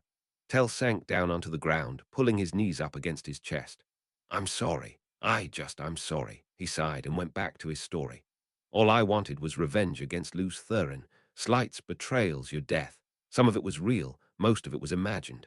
I was just so angry all of the time. I stopped caring about anything else. It was 10 years from when you were gone until Lews Therin sealed the bore. Then just 3,000 years of nothing. Well, you know the rest. Do I? I'm not sure I do. All I've been doing is trying to survive and save Rand and Alexei from the taint. I haven't had much chance to catch up on what you've been up to. Was she trying to save Tel too? Actually, do you even care about the taint? Or does the Great Lord protect you? No, I feel the taint. When I surrendered to Rand, he somehow cut my link to the Dark Lord. He emphasized the last two words. As for what happened, well, one day I went from blackness to awake again. There was no pause, no gap in my memories. It was like no time had passed at all. I think it was similar for you. I don't want to talk about me. When did you get the scar? Why do you keep talking about the scar? Because it's fucking hideous. I can get rid of it. Whatever, I don't care. Taija scowled and looked away towards the wall Elaine was hiding behind. Keep talking. The others, his voice faltered at that, were released at different times. I was met by helpers. They taught me the language, history, how to fit in, the cultural nuances that I needed. I woke up in a field. If Alexei hadn't helped me, I'd have died in it. Taija trailed off. She didn't want the sympathetic look on his face. Tel hurriedly continued. I set myself up as Lord Brend in Ilion, took over the country. Then I prepared myself to fight Lews Therin, tried to build my own little kingdom. I was so deep into the madness of the last 10 years that I didn't even think about anything else. At least until my agents heard rumors of an Aes Sedai named Taija in Keemlin who had some sort of conflict with the local Aes Sedai, and then vanished, popping up again a week later to save the day in Fal Dara. He took a deep breath. I thought it was one of the Forsaken fucking with me. deliberately trying to put me off balance, although I'm not sure how many of them knew about us, or if they did, most of them wouldn't think it was important to me. Would they have been wrong? This was taking a crowbar to the gaping wounds in Taija's heart, wounds that had only just started to heal. She didn't want to interrupt him again, though. She couldn't take much more. It just made me angrier. To be honest, everything made me angrier. I went and investigated and couldn't find anything other than that there was someone calling themselves Taija who had too much knowledge to be one of this time's Aes Sedai. Then I found you outside Falme. It should have been the happiest moment of my life, but I almost killed you. I don't know what I thought. I couldn't handle it and I ran. I'm sorry. I should have just killed myself then. It would have been better for everyone. Taija's mind went back to the sheer horror she'd felt when she realized. The utter desolation, traveling somewhere isolated and destroying everything she could see, and then drinking herself beyond anything she'd even approached before. Tel met her eyes, and Taija had never seen such despair in them before, even during the war. I went, and I plotted. Even at my worst, I couldn't really imagine killing you, but I just kept telling myself that you'd do it for me, and that I should be satisfied about that. He looked down and rubbed his sleeve roughly across his eyes. You really need healing, Taija. You look like absolute shit. No, keep talking. Your face is covered in blood, please. It stopped bleeding, and unlike you, I'll get Nynaeve to fix it so there's no scar. It's still dripping blood. It did hurt, but she needed him to keep talking now. She didn't think that she could take coming back to this after a break. After a few seconds of stubborn silence from her, he sighed and started talking again. I convinced myself that I should give you a chance. I think even then, in the depths of everything, I couldn't face the idea of losing you again. So I came to you in tear. Taija remembered that, the way he'd sounded so smooth, disgustingly sure of himself, yet simultaneously twisted by rage, trying to justify himself to her as if she'd ever join him, insulting her and her ability to survive, while she'd had to scrape her way out of the dirt in this time, literally. She forced herself to loosen her white-knuckled grip on her coat. I needed to make you understand, to tell myself that I'd given you a chance rather than just letting you die. Tell laughed a hollow, bitter sound. I'm sorry. I'm so sorry. I'd say that I wish I'd never come to you then, but I don't. I know it hurt you, but it started me on the path back. Your complete and utter rejection of my delusions, it shook the foundations I'd built my lies on. I don't think anyone else could have gotten through to me, but when I left I couldn't sleep. I couldn't focus. All I had was your words going through my head again and again. Tell Janin Alinsar is dead. I loved him, and I will remember him. You are Samil, and I have no interest in speaking to a man who could never be loved and will soon be forgotten. Taija had believed it too. At that moment, with every fiber of her being, she needed it to be true, because if Tell was alive, but a monster, it would have broken her. She was in a better place now, but it still hurt to look at him. There was none of that arrogant monster in his eyes now, just a deep despair. Was Tell dead? Should she be calling him Edram? Samil? It was so hard to think when he was in such pain, and he'd caused her such pain. After that, I was flailing, and I decided I'd kill Luz Thurin to make things right. He wouldn't even look at her. I found Rand and the girls while you weren't there. You know about that. We fought, and thank the light, I couldn't do it. They were so happy before I attacked. They worked together, friendship, love, cooperation. Rand screamed at me about what I'd done to you, to the world. I remember every word he said. I still think about them. His voice caught for a second, and then he recited, "You had your friends, your allies, your whole world, and yet you still turned to the shadow. Taija has nothing. She cries herself to sleep, and then gets up to help us like nothing ever went wrong, because unlike you, she's strong. All she had was memories, and now you're turning even those to ashes. Someone like you could never truly understand love, loyalty, friendship." None of them had told her Rand had said that. Also, what the fuck was he doing telling Telmel, Edril, for fuck's sake, telling Tell something like that? What was he even doing thinking that about her? What did he even know? Tell was on a roll and barely paused. I could have killed them all, but I found I couldn't make myself do it. In the end, I fled. It wasn't long after that that I had to visit Greendel. I saw her doing, he grimaced. I don't even want to talk about it. Even at my worst, I would have been disturbed, as it was. Maybe it was the final wake-up call that I needed to see the truth of my idiocy, or almost. I think by then I was already finished, but I tried one last time to cling on to the fantasy that I'd made the right choice. I came to the stone, thinking I could take Kalendor from Rand. I heard Rand talking to himself, talking about everything he faced. Instead of killing him, I listened. I could have finished him any second and taken that sangreal for myself. But all I could think of was him and his friends, laughing before they knew I was there, then fighting together when I revealed myself, and contrasting it to every disgusting atrocity I'd seen the Shadow commit. Greendel's perversions, your face, I just left. He shrugged. That was the final straw. You set me back on the path to the light, and those things pushed me along it. I knew I was wrong, and all I could see was you telling me that. Eventually, I knew I had to do something, though. He looked back up from the floor, meeting Taija's eyes. I wanted to go to you, throw myself at your mercy and beg for forgiveness, but that would have been too easy and too cruel. I know you don't believe me, but I've desperately tried to avoid you finding out I was here. I didn't want to hurt you more. Tell Janin was dead, and he could stay dead. With Samuel dead too, maybe you could find happiness in this time, move on to someone who deserved you. How could she find happiness in this time? The only decent people were teenagers or barely past 20 at best. There was no one. Just a relentless series of disappoints until being rubbed in her face again and again. Taija's bottom lip wasn't trembling. She wouldn't let it. I knew going to you would have been easy for me, but heartbreaking for you. That you'd have had to decide between killing me yourself and feeling you'd abandoned every duty you owed. So I killed Ishmael, tried to frame Grendel for my own death, and went to Rand. Wait, you killed Ishmael? The question came out before Taija could stop it. She'd have been celebrating with him in the old days. Those days were gone. He helped end them. At least you got something out of your time as one of them then. Tell ignored her, probably for the best. I went to Rand because if I wanted to come back to the light, then I needed to give up on everything that had taken me towards the shadow. Power, glory, arrogance, and my hate for Luz Thurin. I went to him, gave him all my weapons, and then told him I was at his mercy, that he could execute me or use me. He chose to use me, and I've been teaching him since.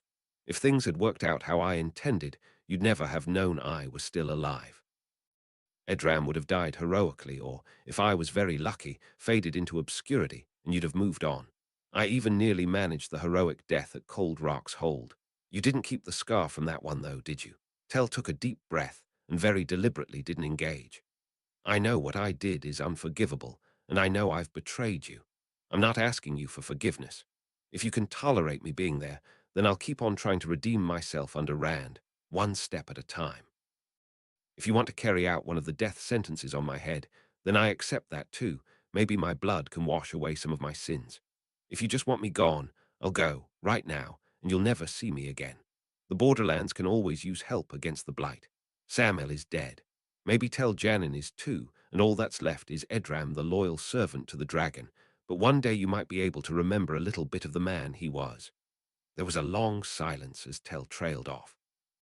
Then Taija realized he was waiting for her to speak, but she didn't want to. It was too much to process. She just needed to be alone. Taija met his eyes and her heart wrenched. Tell, I need to go. Before he could say anything, she was on her feet, ignoring the pain from her ribs and stepping through a gateway to the edge of the palace. Then another to the edge of the wards. A quick step past them, and she could travel to her mountain. As the hole in the air rotated closed behind her, Taija was already spinning webs, making a barrier of air to keep the cold wind off her, a small amount of fire for warmth. Once she was sure she wasn't going to freeze to death, she sat down and stared blankly out over the majestic vista, her mind a whirling mess of thought and emotion, while silent tears trickled down her blood and dirt-stained cheeks. Equals. She's gone. You can release the ward. Elaine gave a guilty start from where she stood just inside the anti-eavesdropping ward, scowling out at anyone who came too close. When she looked round the bit of wall she'd been hiding behind, Edram Tell, Samuel, was walking towards her with a pronounced limp. He was rolling his shoulder, but looking oddly pleased.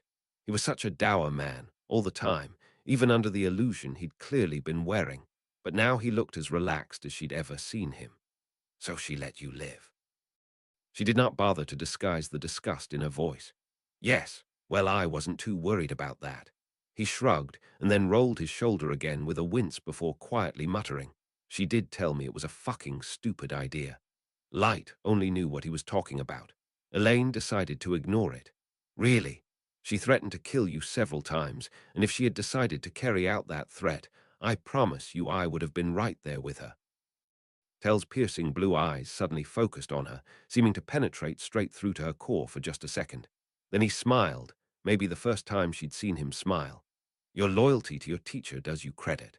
It left Elaine feeling like a small dog that had just been given a pat on the head and then set aside. Then his smile faded a little. I wasn't worried, because if Taija was going to kill me, she'd have just done it. I wouldn't have stopped her.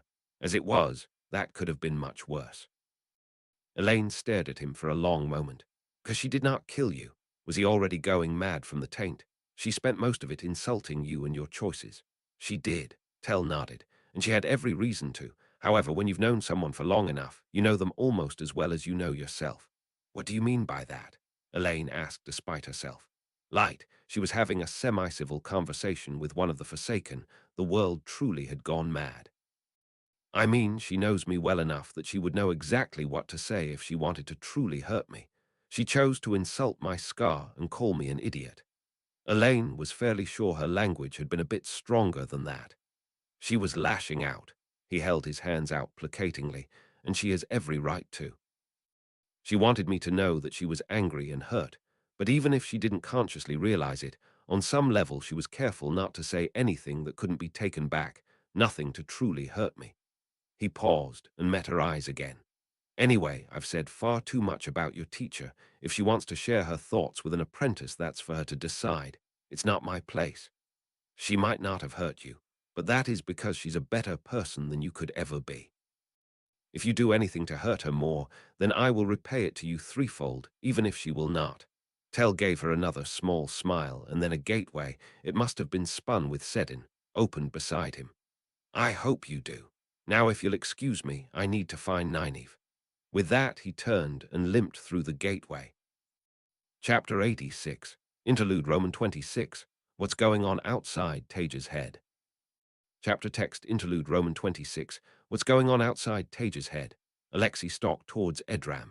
Tell, Samuel. He didn't care what the man called himself right now. Giving a quick glance to the two Gaetian moving supplies around, he barked. Out. They didn't seem afraid of the furious expression on his face, but they still bowed obediently before withdrawing. Alexei barely gave them time to leave before rounding on the other man. You complete and utter flaming bastard. As he spoke, he strode forward until he was well into Edram's personal space, looking down to stare aggressively into his eyes. The man barely seemed flustered. He supposed it wasn't surprising he was so calm, given everything. He must have ice-cold instincts. Without warning, Alexei punched him as hard as he could in the stomach. Edram, Tell, folded around Alexei's fist. He was a tough man, but he hadn't been expecting it, and Alexei had spent the last year training with the best. Former Forsaken collapsed to the floor, wheezing for breath, rage flashing through his eyes for a second before suddenly vanishing. I suppose I deserved that for lying to you. He coughed painfully as he rolled over onto his front, pushing up onto his hands and knees.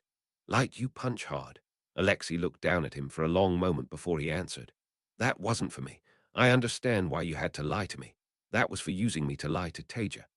With that, he turned on his heel and stormed out. Surely she'd be back at her tent by now.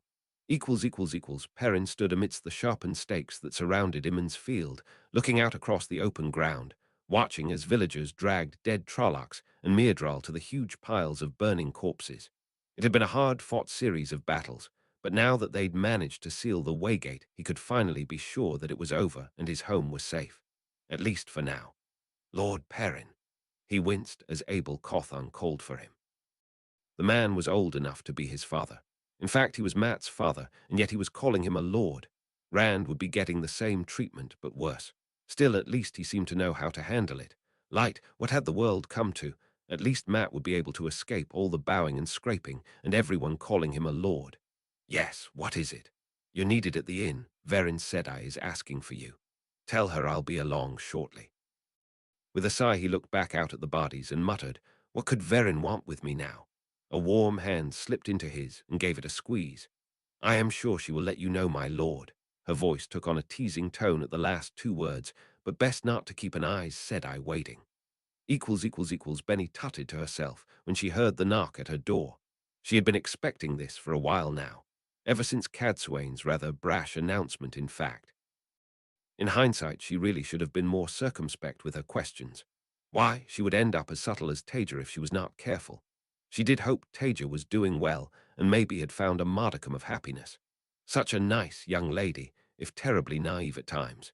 If only the tower could have had her as a novice rather than whatever training she did receive, she would surely have joined the Browns. Still, no point in crying over spilt milk. Benny smoothed down the skirts of her dress and opened the door with a smile. "Oh, Docen, Elin, how nice to see you. To what do I owe the honor of this late visit? I had just been thinking about retiring for the night." Docen, taking precedence of course, spoke first. "Benny, we are sorry to bother you so late, but the Amulin has requested your presence urgently." It was sad, but just as she had expected, their eyes had that deadness in them, like so many other sisters did now. Oh, the Amulin. She allowed herself to sound flustered.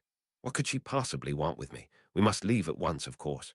Let me just grab a cloak, my dears. The winter weather rather affects my bones these days, and it is ever so cold in the corridors. She bustled deeper into her rooms and glanced back to them. "Please, come inside. It will only be a moment, but you will let the cold in. You must come immediately, Benny. You know the Amulin. She is an impatient woman." Elin sounded almost sympathetic, the poor dear. What had those monsters done to her? Benny stopped and turned to face them. Of course, of course. It is a little darker than I would like in here. Let me just light the lamps." Ignoring their growing impatience, she embraced Sedar and channeled just small threads of fire, no threat to anyone, just like her. One thread to the lamp hanging on the wall on the left, another to the one on the right, and then, with those lit, one more small thread to the tightly woven basket hanging above the two Aes Sedai. Benny quickly looked away. It was such a pity, really. That basket represented one of her favorite adventures from her younger, more impetuous days. Someone like Taija would probably just break the two sisters in two and then go hunting for more. She was not the most subtle of women, but when one was in Benny's position, well needs must. "What are?" Dosen's words were cut off by a sudden flash of blinding light as the basket above them caught fire, so fast it almost disappeared. The two Aes Sedai barely had time to scream before the white hot mass fell on them. A few seconds later, Benny turned back to look them over with a small frown. "Good gracious, I may have overdone that a little. I suppose I really will have to leave now, and at my age too." It really was amazing what secrets one could find with enough reading, and very fortunate that the tower had an easy supply of such a rare metal. With a tut, she bustled to her wardrobe to fetch a warm cloak and a satchel holding bulging purses and letters of rights. Benny paused briefly to gaze around her rooms. She had lived here for the best part of a century, but there was no time for delay, not if she wanted to survive the night. With a final sad look, she headed for the door, pausing only to glance at the remains just inside the threshold, almost headless charred bodies lying on blackened stone that had even started to bubble in places before her little mixture cooled. The poor dears had never even known what had hit them, if she could ever find whoever was doing this in the tower. Well, they would have a long conversation, without tea. Now, she would need go the accepted quarters first. There was no time to waste. With an absent smile, Benny closed the door to her rooms and hurried off down the cold, dark corridor. It was around an hour or so later that Benny found herself leading a gaggle of sleepy novices, and accepted, wearing ill-fitting servants' dresses out of the White Tower's gates. There were no sisters around at that hour, and the gate guards would hardly seek to stop an Aes Sedai. Thankfully, really, she did so hate to have to order people around. It was a real pity, though. She had only been able to collect a few of the tower's already diminished numbers. The most sensible ones, who could keep their wits about them and would not make her departure any harder than it had to be. It was a sad part of being Aes Sedai. Sometimes one had to decide who would live and who would die. Now, which berth was it that her ship was docked at? Captain Ertrim really had been most accommodating, although she would have hoped so given how much she was paying him.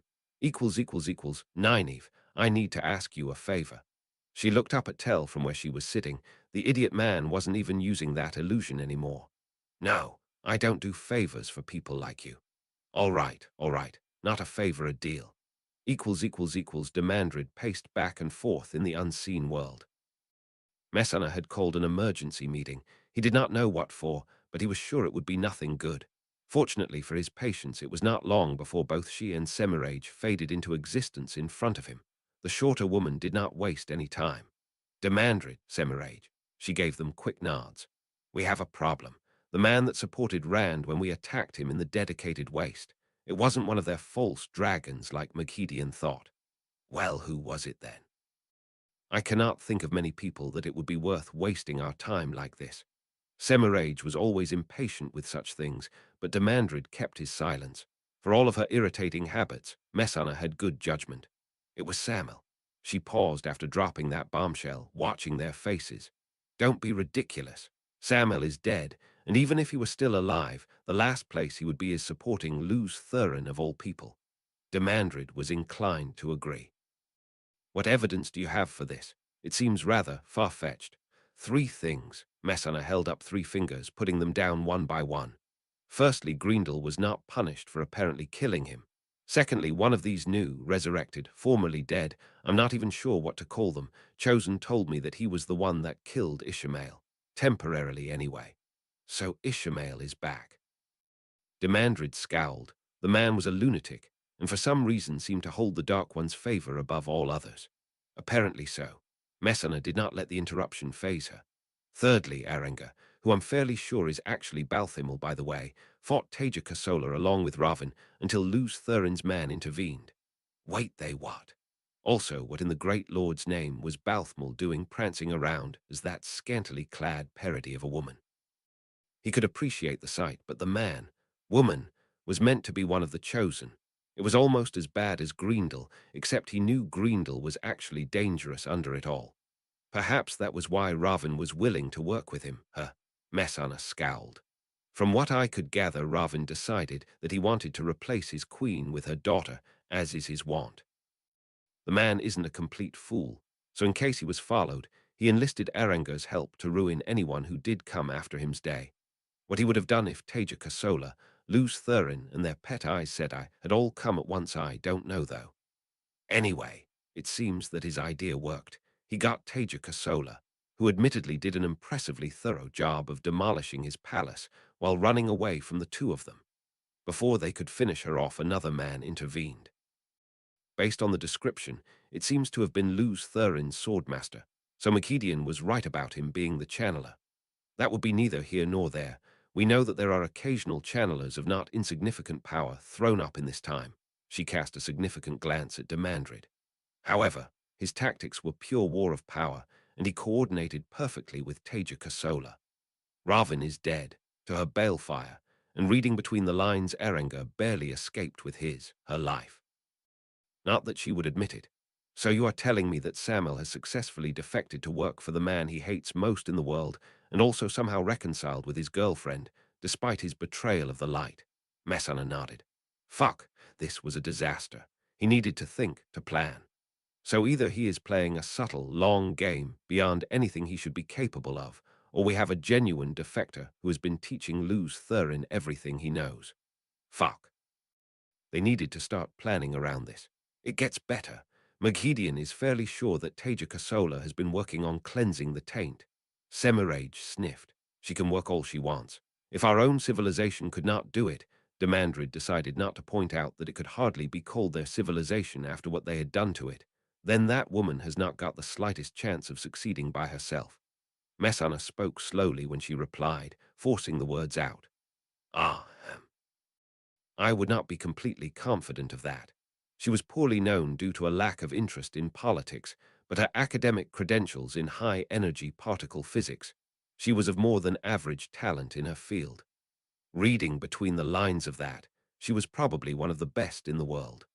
Messana's jealousy of anyone who had gone into research after her own rejection from the Kalam Dan was hardly secret.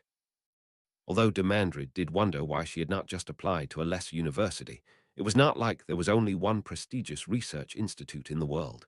He vaguely remembered hearing from Samel, before their defections of course, that his girlfriend had worked in Jalander after all. And these credentials are relevant. He hated to admit ignorance, but after Lanfear, who he certainly would not be asking about Taija Kosola. Messana was the closest thing he had to a living expert. There may be direct applications. Messana must really have been hating any suggestion of success for the woman, even if, unlike Lanfear, her grudge was not personal. Maghedian has indicated that Lutherin's lackeys seem to have been particularly pleased about something recently, probably not just Raven's death. I suppose her efforts will have been motivated by her desire to save her love, possibly a weakness to exploit, but inconvenient for us. I, too, am skeptical about her chances of success, but I take your point, Messana, and we must remember that a woman will go a long way to save the man she loves. We shall have to consider how to work against this, too. Chapter 87, Bitter Mornings. Chapter text chapter licks bitter mornings. It was late in the night before Taija decided she needed to move. She was exhausted, injured, emotionally drained, and staring into the darkness would only take her so far. She was also starting to get cold, despite her webs. Maybe she'd feel better after some sleep. It seemed a forlorn hope, but she really was beyond tired. Taija slowly spun a gateway back to the Golden Bowl, just outside the wards, targeting it away from the main entrance, where there was only sheer rock leading up to the top of the canyon. There shouldn't be as many sentries around there. She really didn't want to talk to anyone. A step took her back to the dedicated waist, and with a sigh, Taija started spinning small webs of air, using them as steps attached to the rock to work her way up. If she wasn't feeling so exhausted, it might even have been a pleasant climb. As it was a struggle forcing herself to make her way up, but eventually she did. At the top, it was easy enough to quietly amble to her tent, unnoticed in the dark of the night, and crawl silently into it before lying on her bedroll and pulling her blankets around her. Fortunately, sleep came quickly to her, and for once there were no nightmares. Taija was woken the next morning by Nynaeve's outraged shouting, her head poking into Taija's tent. Taija Kosola, what in the light have you done to yourself? How did you even get back here? Do you realize how long we've been looking for you? Taija blinked sleepily at her. Sorry, it was more of a question than a statement. You certainly should be. Memory lurched back to Taija as she woke up a bit more and focused on Nynaeve's anger rising in her. I've had a very trying day. Please don't shout at me. I'm really not in the mood. Nynaeve scowled and clenched her fists for a second before visibly restraining herself. I'm sorry, Taija. I understand that, but I was worried about you. We all were. Taija grumbled internally at the lack of proper respect in Nynaeve's tone, but she didn't really care right then. You knew I was alive, I'd be fine. Can't a woman have some peace sometimes? Nynaeve just gave her a look, and Taija felt her face heat after a second. All right, you're right. I'm sorry. Anyway, where's Rand? I need to get up and speak to him. Unfortunately, Nynaeve's commotion seemed to have attracted more attention. Egwene joined her at the opening to Taija's tent, gasping when she saw her, and worse, so did Amy's. For fuck's sake. I'm fine, I'm getting up. Sorry for worrying you. Taija levered herself up and stifled a groan as pain shot through her ribs. Had she slept in her clothes too? Of course she had. They were probably ruined anyway. Taija looked down at her bedroll. Was that blood on it? What in the light did you do to yourself, Taija, said I. Shouldn't Egwene be off dreamwalking or something rather than bothering her? Nothing serious, I'm fine. Just maybe a little healing, and I'll be right as rain. Taija couldn't help that her voice was a bit brittle. She was dealing with this just fine, thank you very much. Now I need to find Rand to talk about the taint. Nynaeve fixed Taija with her best glare. She gave it a 7 out of 10. You're covered in blood. It hurts for you to get up. Light only knows what you've done to your arm. Oh, I cauterized the wound myself, so it should be fine. Nynaeve and Egwene both looked a bit sick, but at least Amy's looked suitably impressed at that. Despite her obvious discomfort, Nynaeve continued smoothly on as if Taija hadn't interrupted. And there's a slash right across your face. I've already had to heal one old scar. I don't want it to be two. Now you can let me heal you, or you can stay in your tent. You could try to sound more like an apprentice, you know. Taija gave her a half-hearted scowl, and then gave in, trying not to sound petulant. Fine, fine, heal me, thank you. With a humph, Nynaeve grabbed her and embraced Sedar. A second later, the complex webs of all 5 elements rolled over Taija, leaving her shivering, but suddenly feeling healthy again. She really was a good healer. Just a pity she couldn't heal the mental wounds. There. Now try to go more than a few weeks without injuring yourself again. Nynaeve spun on her heel and stormed off, muttering to herself about what kind of idiot would deliberately burn themselves with the power. It was okay. Grumbling was her love language. Taija glanced at Egwene and frowned. "Shouldn't you be studying?" "Yes, Taija," said I. She grimaced and bowed before hurrying away. That just left Amy's, who gave Taija a wry smile. "Taija Kosola, I am not sure whether you are the luckiest woman I know or the unluckiest." She didn't wait for her to answer. "Come, I will take you to Randall Thor. We can walk slowly and enjoy the morning sun." Taija gave her a grateful smile. "Thank you, but maybe I should change first." Her clothes were wrecked. Holes, burns, sweat, and tears marred them. Not to mention the blood, much too much blood. As it turned out, Amy's walk involved a diversion for some much-needed food, and then a gateway back to Keemlin, where Rand was holding court with a group of nobles in one of the few intact audience chambers left in the royal palace. Dedicated maidens and warriors stood guard around him, and Cadsuane was at his side. Taija idly wondered where she'd put Savriti. On a boat back to Tar Valon, hopefully. Horrible woman. Wasn't Elaine meant to be heir to the throne in Keemlin? It was a stupid way of ruling a country, but Taija hoped that wasn't going to cause issues with Rand. Maybe he'd put her in charge once everything was organized. Anyway, she had more important things to think about than archaic government. As soon as Rand saw her, he dismissed the nobles with a gesture. They seemed delighted to be leaving, hurrying out as he stood from his chair and came over to Taija with a smile. "Taija, I'm very glad to see you're well, or at least standing again." He looked momentarily awkward, a brief reflection of the shy farm boy he used to be. "I'm sorry about Tell. I needed him and I couldn't see how you and he—" Taija cut him off with a gesture. "It's all right, Rand. I understand. You needed a teacher and I would have reacted poorly." It still hurt that he'd kept it a secret, though. She'd trusted him. Who else knew too? Did Alexei know? Did everyone know other than stupid, naive Taija?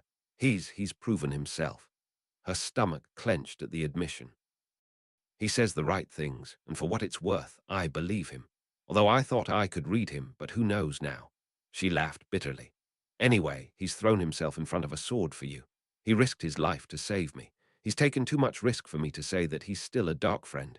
You people have your saying, no one can go so far into the dark that they cannot return to the light. I'm not sure I believe it, but maybe he's the exception that proves the rule." Rand seemed to relax slightly at her words. "He's taught me enough, and most of his crimes are against you and your time. He's useful, have no doubt about it, but I don't need him anymore. I know he must be under 100 death penalties from before the breaking. If you want that, well, I'll do it. You wouldn't even have to think about it. Equally, if you want him sent away, say the word. He can seek redemption elsewhere." Taija blinked at Rand in surprise for a couple of seconds. Rand had become a very hard man. Did she really want Tell dead? Despite all she'd said, despite everything he must have done, the idea made her feel sick. On some level, she knew she was clutching at anything that was left of her old life. She wanted him gone, far, far away, but at the same time, after yesterday, she felt ill at the thought of him gone again. Taija shook her head slowly. "No, it might not be justice, but he's earned his survival. I know how useful he is to you. I can work with him when I have to." Rand smiled and nodded. "Thank you, Taija. In that case, I have something to share on the taint, something great. I'd like to get Tell, Moiraine, and Cadsuane here, along with you and Amy's, though." Of course. Good news on the taint. That was almost enough to cheer her up. As Rand started giving orders to maidens to go and find Moiraine and Tell, Taija did wonder, though. He only made the offer to kill Tell or send him away after yesterday's revelation, and her saying she believed Tell was telling the truth. Did Rand only make the offer because he was now completely confident that she'd say no? Even when she could understand the reasons, she didn't like people trying to manipulate her. What was new there, though? It quickly became apparent that it would take a while to gather everyone.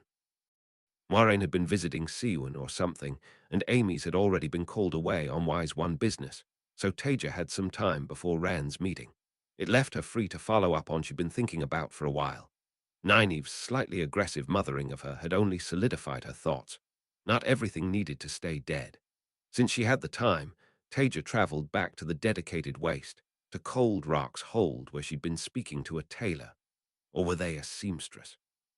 She wasn't sure what the difference was. Anyway, their skills weren't really on the level of those she'd used in Tar Valon or Keemlin, but they were good enough. She didn't want fancy silk for what she was doing now. After a brief conversation and some back and forth about payment, it was very irritating how reluctant the dedicated were to take money from her. Taija had what she wanted and could travel back to the Golden Bowl to set things up. She stored her bundle of purchases in her tent and then headed a little way away from the canyon. It took her about half an hour of careful thought and manipulation of the ground with webs of earth, but eventually she was satisfied that she got what she wanted. A raised platform with an earthen table on it, 3 large chairs behind the table, and a raised wall of earth around everything, creating a walled space that was open to the sky. Now she just needed to try to remember the words. Taija sighed to herself. She was going to have to rehearse this. Chapter 88, A Binding Oath. Chapter text, Chapter LX. A binding oath. When Taija traveled back to Keemlin for her meeting with Rand and the others, she took Alexei with her. He had a stake in it too, after all, and she no doubt Moiraine would bring Lan. The two of them were quickly escorted through to what seemed to be becoming Rand's audience chamber. There were already large numbers of workers around the palace, clearing up rubble and debris and starting work on basic restorations of the less destroyed parts.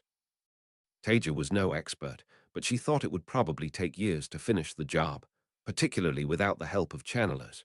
She was shown into the chamber without ceremony, which was just how she liked it, and nodded politely to the others there. Most of them anyway: Rand, Cadsuane, Moiraine, Lan, Amy's. Tell was there too, of course, and Taija just glanced his way before looking away, while Alexei exchanged an unreadable look with him. She was planning to take a seat as far away from Tell as she could anyway. She didn't want to think about him more than she had to. Then she gave him a second look. What the fuck? The scar was gone. That must have been what Nynaeve had meant.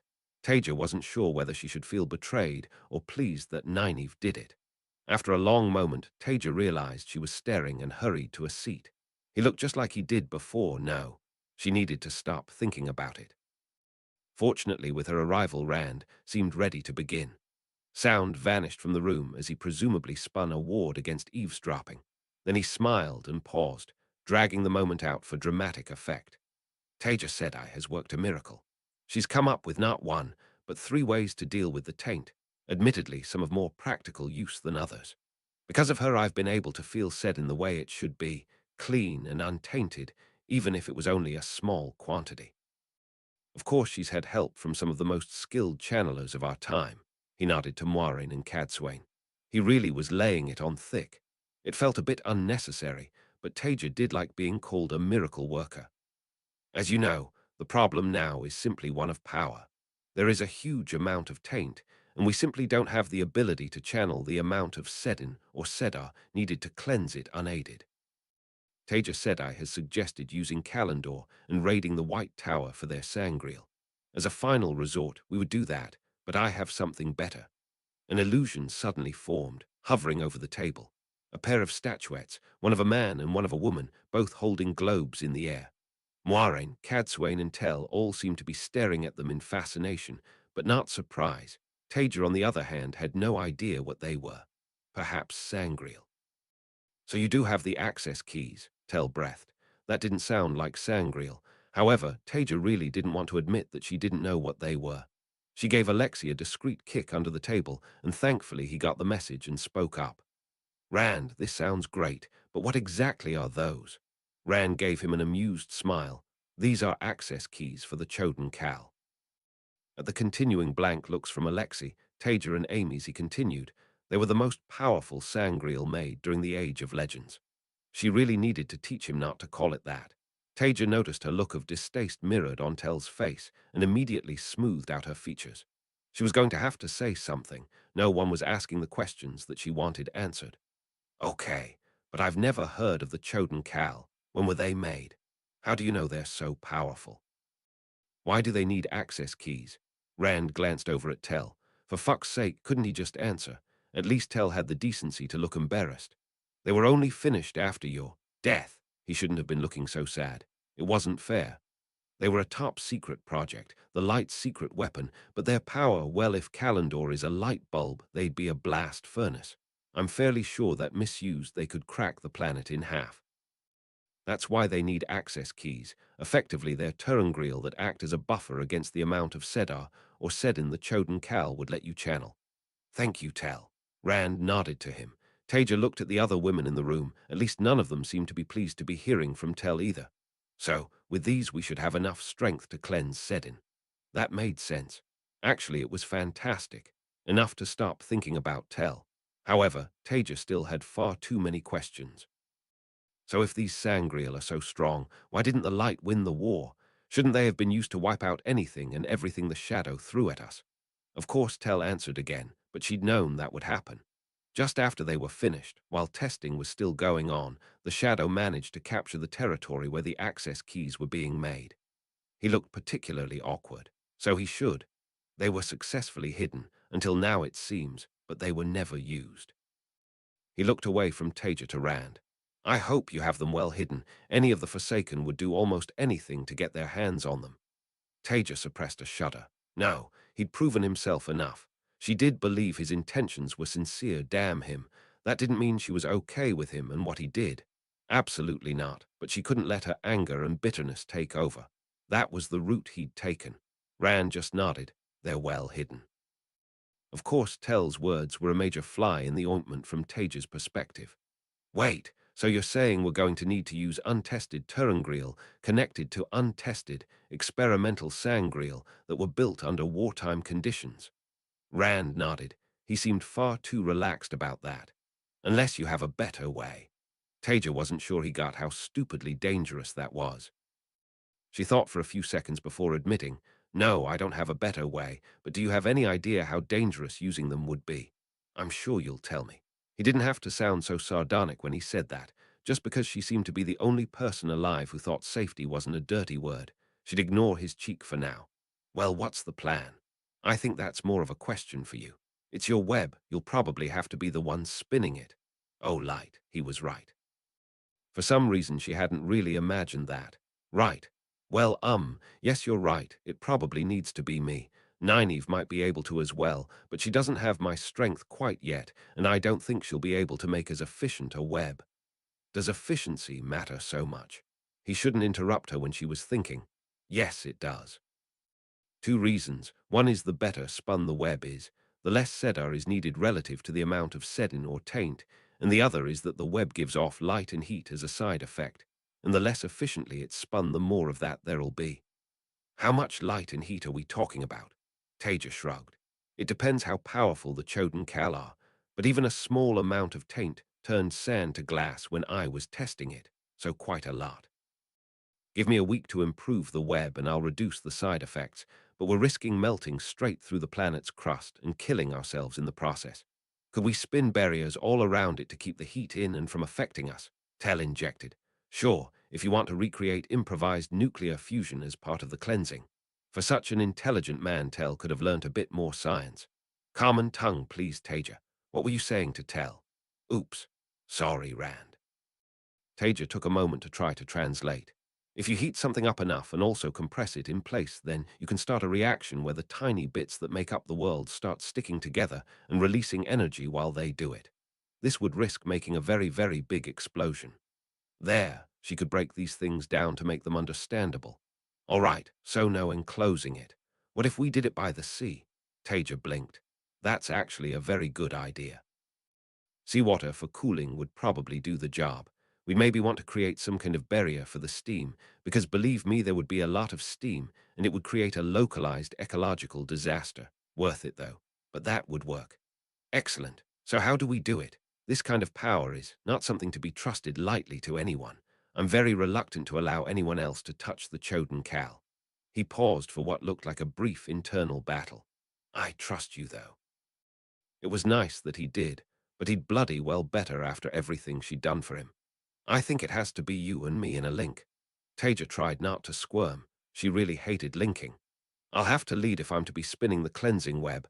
I don't think it's something I can teach you in a reasonable time frame. Rand nodded along as she spoke. It didn't need to be said, but neither of them would be happy handing over one of these access keys to Tell. Tell spoke up. Let's assume cleansing the taint is going to take hours. He looked at Taija for confirmation, and she nodded, hours at best. The Forsaken will be attacking us with everything they have as soon as we start. We're going to need to be ready for that. Taija reluctantly agreed along with the others. It was Rand that replied, though. So we're going to have to think about how to defend ourselves. Yep, we have a lot of firepower here, but I don't think it's anything like enough to hold off all of the surviving Forsaken. Taija looked over at Amy's. What about the strongest wise ones? Could they be brought in to help fight during the cleansing, particularly if we taught them how to link? She looked a bit troubled. The wise ones do not involve themselves in battle. However, to fight the shadow, for something so momentous, traditions can change. You will have support from the wise ones. That was a relief. She looked at Cadsuane and Moiraine next. What about the Aes Sedai? Siwan must have a decent number with her. The more channelers we have on our side, the better, although we'd need to be careful about the Black Adger. Normally Cadsuane took the lead, but this time it was Moiraine who spoke. I think that they could be persuaded. However, Aes Sedai are conservative by nature. She didn't look happy when she admitted that, and it may be difficult to convince them it would be viable. I would suggest that I speak to Siwan about it. However, she may need more convincing. Obviously, we cannot send Rand there, but Siwan trusts you, Taija Sedai. That was a surprise. So it may be helpful for you to come afterwards to speak to her. Fine, I can do that. If we can add even a few more eyes, Sedai, then, that will be very helpful. The last thing Taija wanted to do was to go and have to talk to this time's Aes Sedai, but duty was a mountain and all that. Cadsuane chose to intervene at that moment. If we are worried about the Forsaken intervening in the cleansing, why do we not lure them in and then obliterate them? Use the Choden Kal as a beacon by channeling through them, and then when the Forsaken arrive, use that power to obliterate them. Or if your method would allow you to stop in the middle, why not just wait until they are engaged, and then join the battle? Taija gave her a slow, considering nod. These are good ideas, but I don't think they're viable here. None of us know how powerful these Choden Kal really are, but they're essentially untested experiments, built in desperation during a war. Tell was nodding along with her, and she resisted the urge to scowl at him. If this wasn't so important, I wouldn't touch the things without a good year of proper testing. The risk of them simply exploding, possibly taking the user with them, is far too high. My big worry would be that we have one shot at using them, and then there'll be a slagged pile of melted rock. If we stop or use them for something else, there may be no second chance. So that's not viable then. Rand looked disappointed, but unsurprised. So we'd better start planning how we can do this. I, for one, have no intention of sitting there waiting to die while the Forsaken run rampant. Tell leant back and smiled cruelly. Well, it's lucky that you've got the best general of the War of Power to help you with this. Rand glanced at Taija, and she pulled a face. He was pretty well respected, not sure about the best. To her annoyance, Tell laughed at that. He was far too excited about this. You should be glad you've got Taija too. If you want to think of nasty things to do to people, she's beyond anything I could ever come up with. She didn't need his compliments, thank you very much. Nevertheless, she couldn't help but feel a little pleased. At least someone in this time appreciated her. After the meeting, Taija waited for Tell and ran to leave, and then waved over Cadsuane and Moiraine.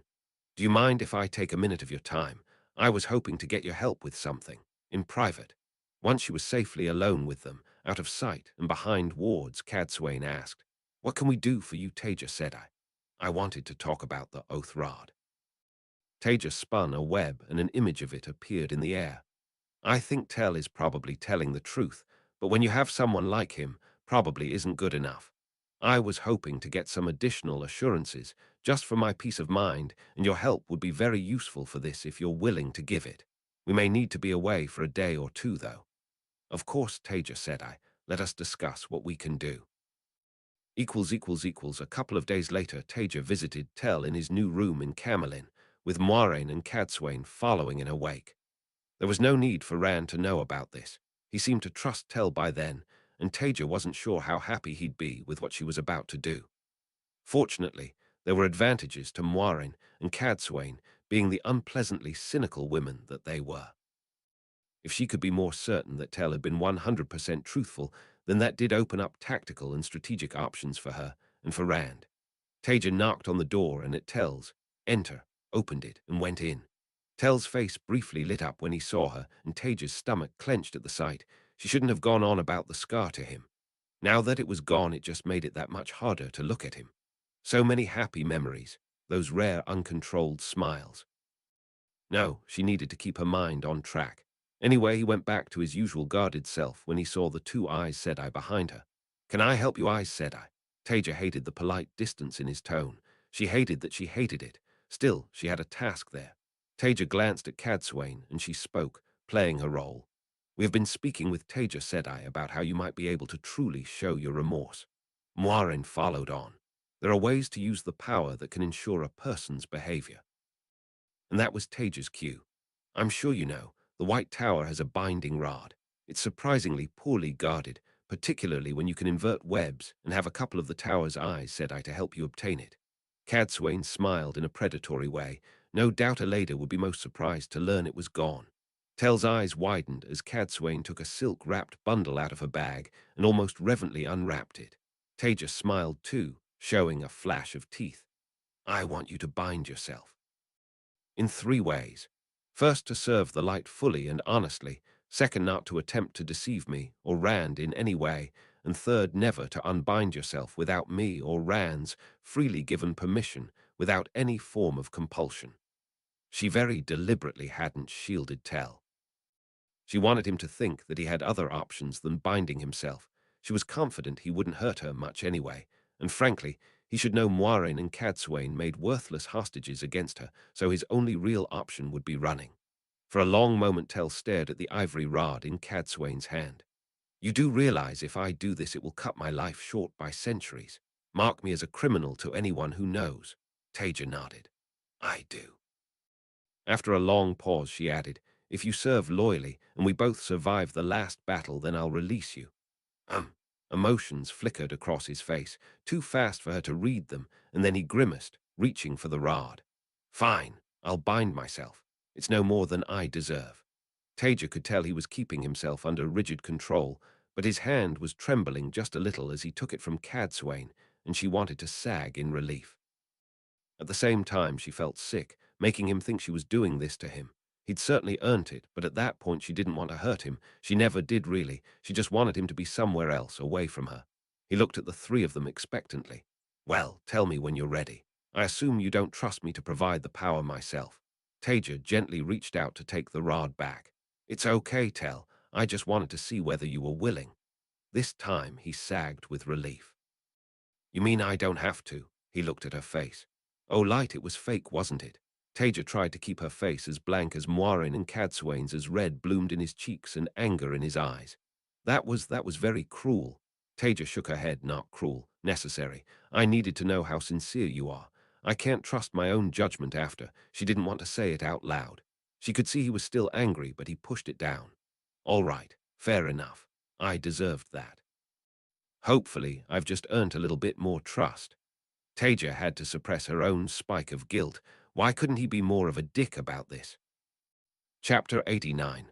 Then there were 3. Chapter text, chapter LXI. Then there were 3. Taija had spent the day working on her taint-destroying web with Alexei, tweaking it here and there, gradually refining it to be more robust, and more importantly, let off less waste heat. She was more than a bit worried about the sheer amount of heat that might be generated. It was all very well with what she could channel by herself. But if the Choden Cal did actually have as much power as Rand, and Tell said then, that would be different matter. If she could keep pushing improvements to her web, then that would hopefully be less of a problem. Rand had given everyone a week to get ready. Taija would have liked to have had longer, but she needed to get Rand and Alexei, until she grudgingly admitted, out from under the taint, and they were all worried that the Forsaken might do something to disrupt preparations. Taija was conscious that, if the Forsaken had any idea what they were all up to, she in particular would be a target, but there was nothing she could do about that. Still, there was one other important thing she needed to do before then, and she decided that today was the day for it. She'd been putting it off for too long, really, partly because she simply couldn't remember enough of it. She never did like ceremonies, but at least that had been solved. That was why Taija went to her tent to grab the bundle that she got from the tailor in Cold Rock's hold before she headed off to round people up. Egwene was being lectured by the wise ones about something or other, probably dreaming, and seemed relieved when Taija asked them to let her borrow her for the evening. Of course, the wise ones had already known Taija would be wanting her. Elaine was canoodling with Matt in a way that would probably outrage Nynaeve, although Taija really couldn't see why. They were just cuddling. She'd done far worse in the past, and at a younger age than Elaine too. Elaine was rather less keen on being bothered, but dutifully came along. Finally, Alexei was resting, but as always, smiled like the rock he was and sprung to his feet to follow Taija. A bit of explanation later, and as the sun started to set, they were all getting changed. It had been a while since Taija had worn that uncomfortable, black, knee-length coat. Technically 3,000 years. She still didn't like it, but some things were too important to neglect just because she wasn't keen on them. Once everyone had changed into the black coats, Taija looked them over with some satisfaction. They looked a little awkward in the unadorned, black, knee-length, high-collared coats, but it was a nostalgic sight. With that, it was time to collect the others. Nynaeve first. Taija knew where she'd be. She was always with Lan at this time in the evening unless she'd been set a task or learning of some kind, and Taija carefully hadn't done that today. A quick web and Taija stepped through a gateway to Lan's tent where she could hear muffled voices inside. Nynaeve, I need you for a moment, please. She wasn't going to comment on whether Nynaeve might be a bit hypocritical in her occasional grumbling about Elaine and Matt. The voices stopped, and then after a short pause Nynaeve opened the flaps, looking irritated at being bothered. What is it, Taija Sedai? Can't it wait? She really could be more respectful at times, but then Taija had deliberately chosen an irritating time to bother her, so it was probably at least slightly justified. Taija wasn't apologizing now, though, not for this. Instead, pushed a bundled-up black coat at Nynaeve. Put this on, please. The younger woman looked like she was about to argue, and Taija firmed up her tone. Now, Nynaeve, this is important. For a second, Taija thought she'd still try to argue, then she scowled and retreated into the tent, shortly to be followed by a stone-faced Lan leaving it. He gave Taija an unreadable look and then stalked off into the dark. Not ideal, but oh well. Taija waited impatiently for Nynaeve to finish, and eventually she came out, still tugging on the coat, clearly unhappy at the way it looked on her. Like the girls, she was wearing it over a dress, which looked faintly ridiculous, but that was their problem. As soon as Nynaeve stepped out of the tent, before she could demand to know what was going on, Taija spoke, intoning the formal words. Nynaeve Ulmira, aspirant to be Aes Sedai, you are summoned by the Hall of Servants. The world does not wait upon its servants. The Aes Sedai wait upon the world. Ask no questions, obey, and come without delay, for you are to be judged. Your worth shall be weighed, and your worthiness shall be judged by those you aspire to have as you peers.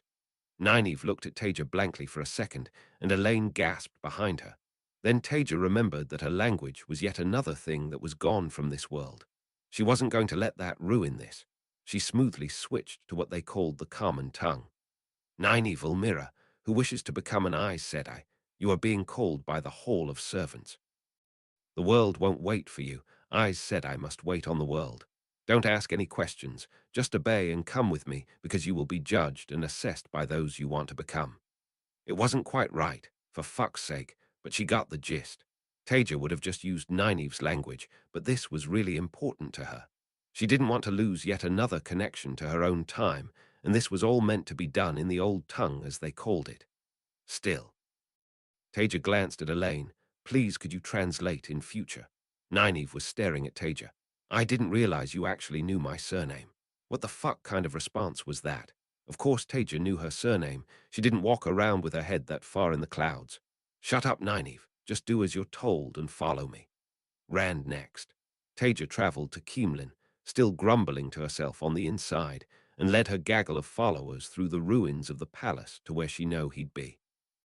Of course she hadn't told him this was coming, but she'd given a heads up to the maidens guarding him via Amy's, and so she could be confident that he wasn't doing anything truly important. It was one of the funny things about this particular ceremony. On paper, aspirants were meant to be summoned at an inconvenient moment to demonstrate their dedication to service, but the organizers always made sure that it wasn't anything truly inconvenient. An annoying moment rather than something that would cause real problems. Fortunately, Rand was less churlish than Nynaeve. He just asked Taija if it was important, and then put on the black coat, listened to the ritual words, helpfully translated by Elaine, and then followed Taija through her gateway. They emerged a little way away from the space that Taija had prepared for this. As she led them into the enclosed area, she was spinning various wards. Eavesdropping, channeling, traveling, even a barrier that would obfuscate light for outside observers.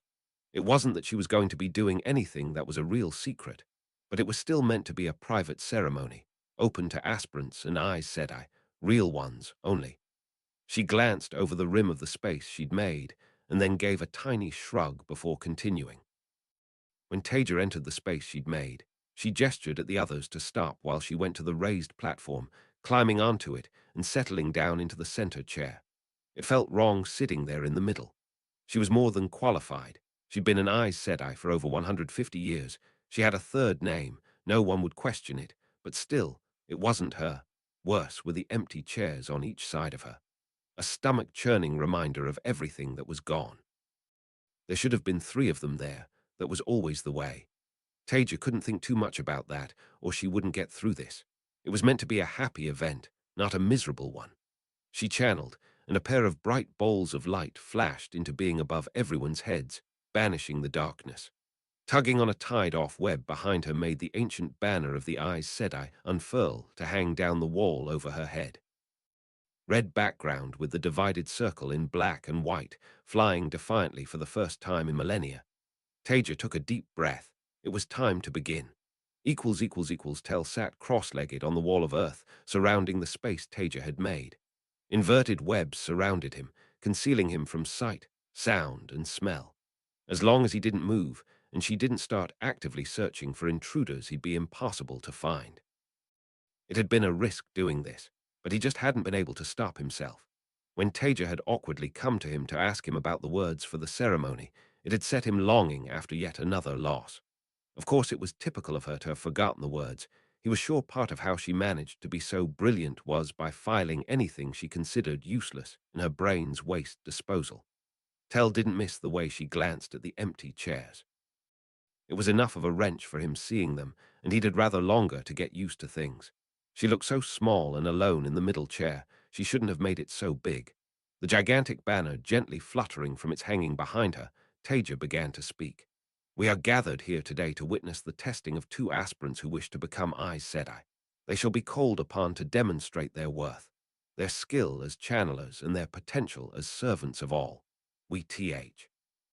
I shall judge them under the light of the Creator on behalf of the whole of servants. There should have been 3 of them there on those chairs. Perhaps there could be next time." Technically, Taija didn't have the right to do this by herself, but then who else was there?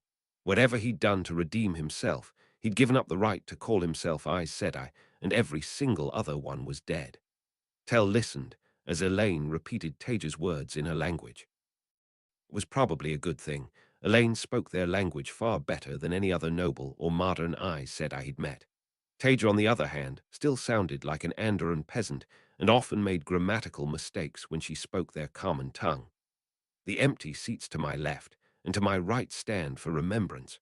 They should be filled with my brothers and sisters, our brothers and sisters, ready to serve alongside us. Remember that once they too would have been here." Taija sniffed and then pulled herself together.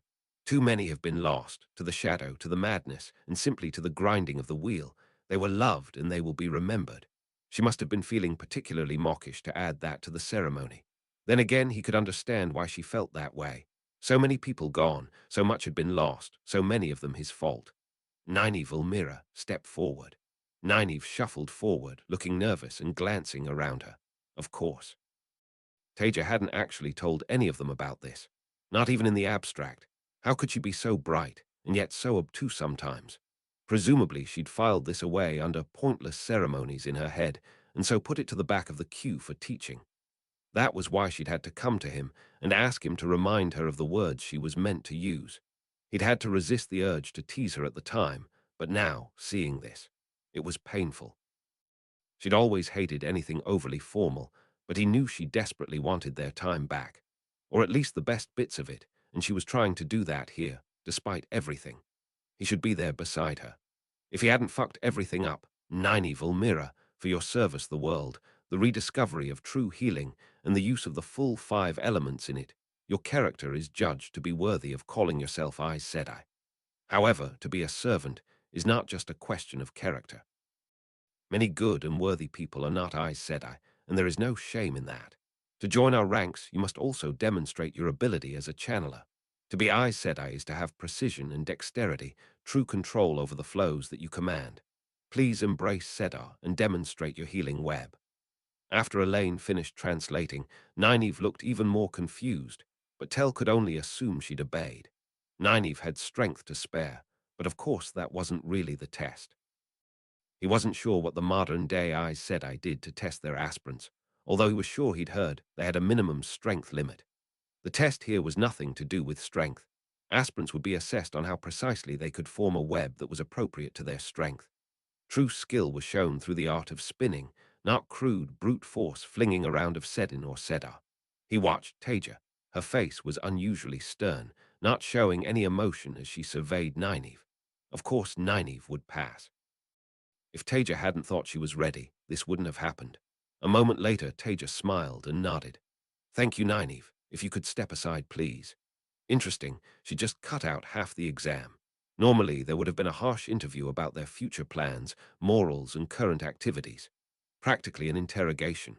Perhaps it was that Taija already knew Nynaeve very well. Normally, the test would be carried out by an independent panel. Or perhaps she just found the whole thing irritating. He'd probably never know. He certainly couldn't ask her. Fortunately, Nynaeve just did as she was told. Tell could imagine the explosion that might come if Taija was interrupted while she was forcing herself to go through with this ceremony. Randall Thor stepped forward. Of course, Rand didn't look anywhere near as nervous as Nynaeve. Was it his odd flashes of memory from Luz Thurin? Or possibly just the confidence he'd been growing into as the dragon reborn? Randall Thor, for your service to the world, taking the burden of being the dragon reborn onto your shoulders, your character is judged to be worthy of calling yourself a servant of all. However, to be a servant is not just a question of character. Many good and worthy people are not Aes Sedai, and there is no shame in that. To join our ranks, you must also demonstrate your ability as a channeler. To be Aes Sedai is to have precision and dexterity, true control over the flows that you command. I have spun a ward between us. There are gaps in it. Please seize Sedin and touch my forehead with a flow of air without triggering the ward. That was an impressive show of trust. Taija hated being touched by the vast majority of people, whether physically or with the power. Tell wondered whether Rand realized. A moment later, the boy seized Sedin and channeled ultra-fine flows of spirit, feeling out for the invisible ward separating him from Taija, probing with careful delicacy, knowing that more than the lightest brush would trigger the ward. Tell watched with satisfaction. Rand had learnt well. Frighteningly well, in fact. The sheer amount of talent he had was incredible. As for Taija, it was an impressive bit of testing on her part, actually. He told her he thought Rand was good enough when she'd asked about the words, but she just told him it was none of his business, and she'd work it out for herself. That had hurt, like so many things hurt these days. Still, it was a clever way for her to assess the spinning of someone whose web she couldn't see. A second later, a flow of air slipped through the ward to gently touch Taija before Rand released the power. Again, Taija smiled and nodded. Nynaeve, come stand by Rand. With the two in front of her, she rose from her chair, raising her voice. Nynaeve Mirror, Randall Thor aspirants to the Hall of Servants kneel. Again, Elaine translated. Both got down onto their knees looking up at her. She really did look beautiful standing there on the dais, that huge banner fluttering behind her, like something out of a story. Taija picked her way down from the platform, sparing another glance back at the empty chairs. Was that a tear trickling down her cheek? It was hard to see from a distance. She went to Nynaeve first and pulled something out of her pocket. Of course, Tell knew what it was as it floated over to Nynaeve, a small patch with a circle, half white, half black on a red background. Nynaeve Mirror, you have proven yourself worthy under the eyes of the light and of the Hall of Servants. The patch pressed against her chest on the left. No doubt Taija was spinning a web that would attach it. You knelt an aspirant. Now stand and be welcomed as my sister. You are Aes Sedai, the first true one to be raised in thousands years, but surely not the last. That last bit wasn't part of the ritual. Tell really hoped Morin and Cadsway never heard about it. You have earned your position, where the badge of the Aes Sedai with pride, for all who meet you shall know that you stand a representative of the Hall of Servants. But remember, to be Aes Sedai is to serve. Nynaeve clambered back to her feet a little awkwardly, and Taija enveloped her in a tight hug, whispering something to her that Tell couldn't hear from his position. A moment later, Taija had stepped away to face Rand. Randall Thor, you have proven yourself worthy under the eyes of the light and of the Hall of Servants. She pulled another badge out of her pocket and floated it to him. You knelt an aspirant. Now stand and be welcomed as my brother. You are Aes Sedai, the first man to be able to claim the title since the madness. Next week we will end that together, and there will be many more to come. She glanced over at Alexei. Rand got to his feet smoothly, and Taija embraced him too. Tell looked on with blurred eyes. He should have been there with her. Taija really hated this kind of ritual, but it needed to be done. At least she'd managed to hold herself together through it. The empty seats were hard, but they needed to be there, a reminder of what had been lost. She glanced back at them and scrubbed her sleeve across her eyes. Hopefully she'd be able to palm this sort of thing off in the future. Still, she was more than pleased with how things had gone. Technically speaking, she was no longer alone, even if she still felt the same yawning emptiness in her. Taija ran her eyes over the rim of the wall she'd made. She was fairly sure Tell would be hiding there somewhere. She'd told him he wasn't welcome, of course, but he was so predictable sometimes. In the end, she decided not to look. She was just too tired. Tired of being angry, tired of seeing everything she'd lost, and tired of being lonely. So she'd left it. What was the harm anyway? Chapter 90. The Village People. Chapter text Chapter Elzai.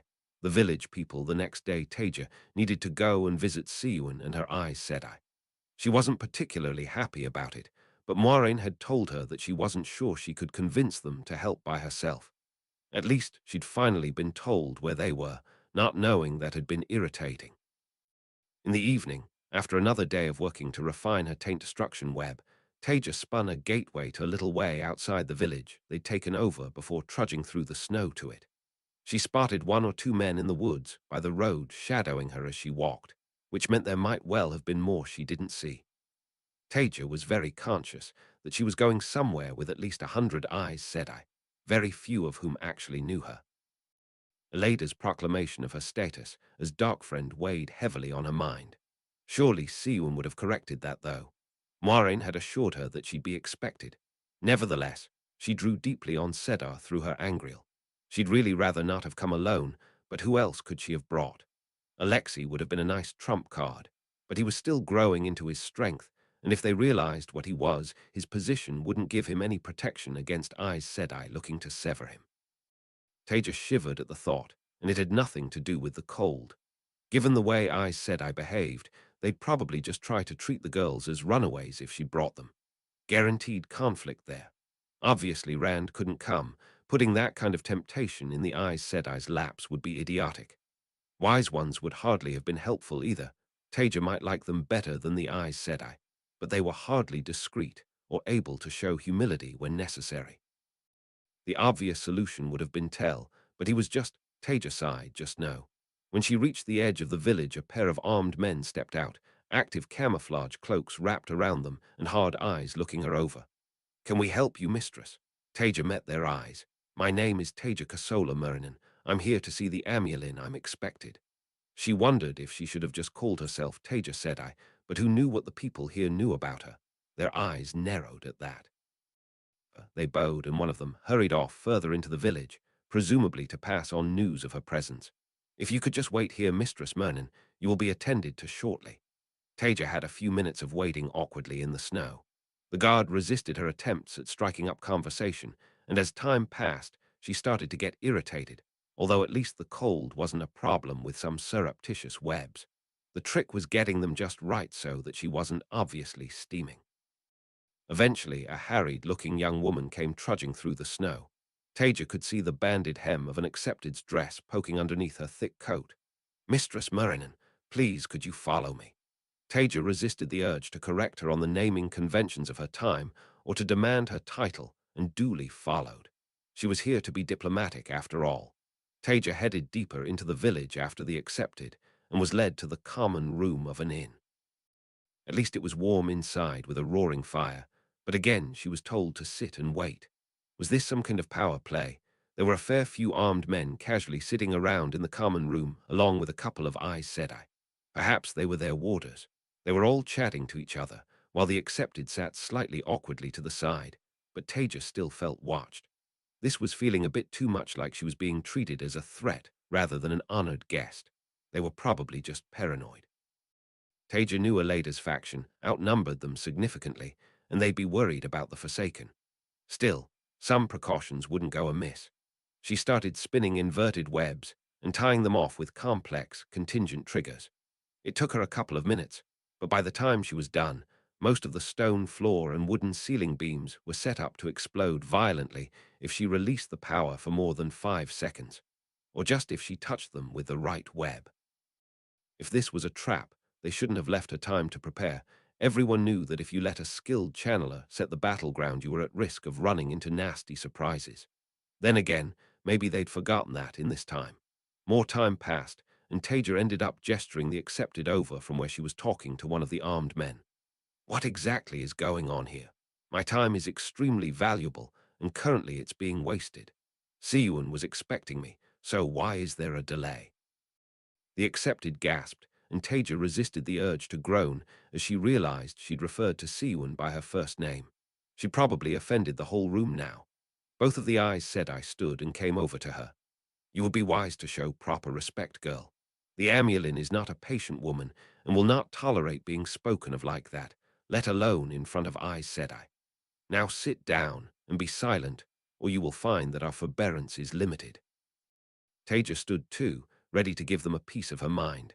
Annoyingly, they were both taller than her. Then she thought better of it. She wanted to take out the stress of the last few weeks on a couple of rude, modern Aes Sedai, but she shouldn't. However, tempting it was. So after a moment, Taija sat back down and looked away.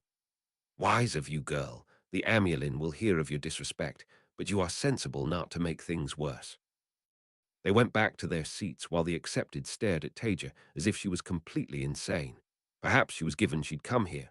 Another couple of minutes passed, and then the door to the outside world slammed open with a bang, and a well-wrapped Aes Sedai stormed in.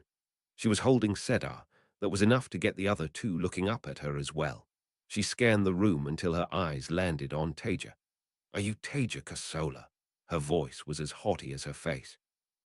Taija nodded and prepared herself. This wasn't a friendly reception. You are under arrest for, at the word arrest. Taija was already moving, rolling out of her chair and spinning as she went. Shields were slammed into place on the two sitting Aes Sedai, and the accepted. The other Aes Sedai barely had time to say her next word before a bar of air slammed into her stomach, folding her in half hard enough that she lost her connection to Sedar. A shield followed a moment later.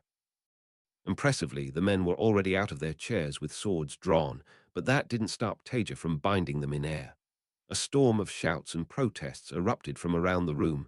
The Aes Sedai had gone white-faced, but were just as demanding as the men. Taija let it wash over her for a few seconds before she gave in. They were giving her a headache. Quiet. Her shout actually shut them up briefly. I've had enough of this.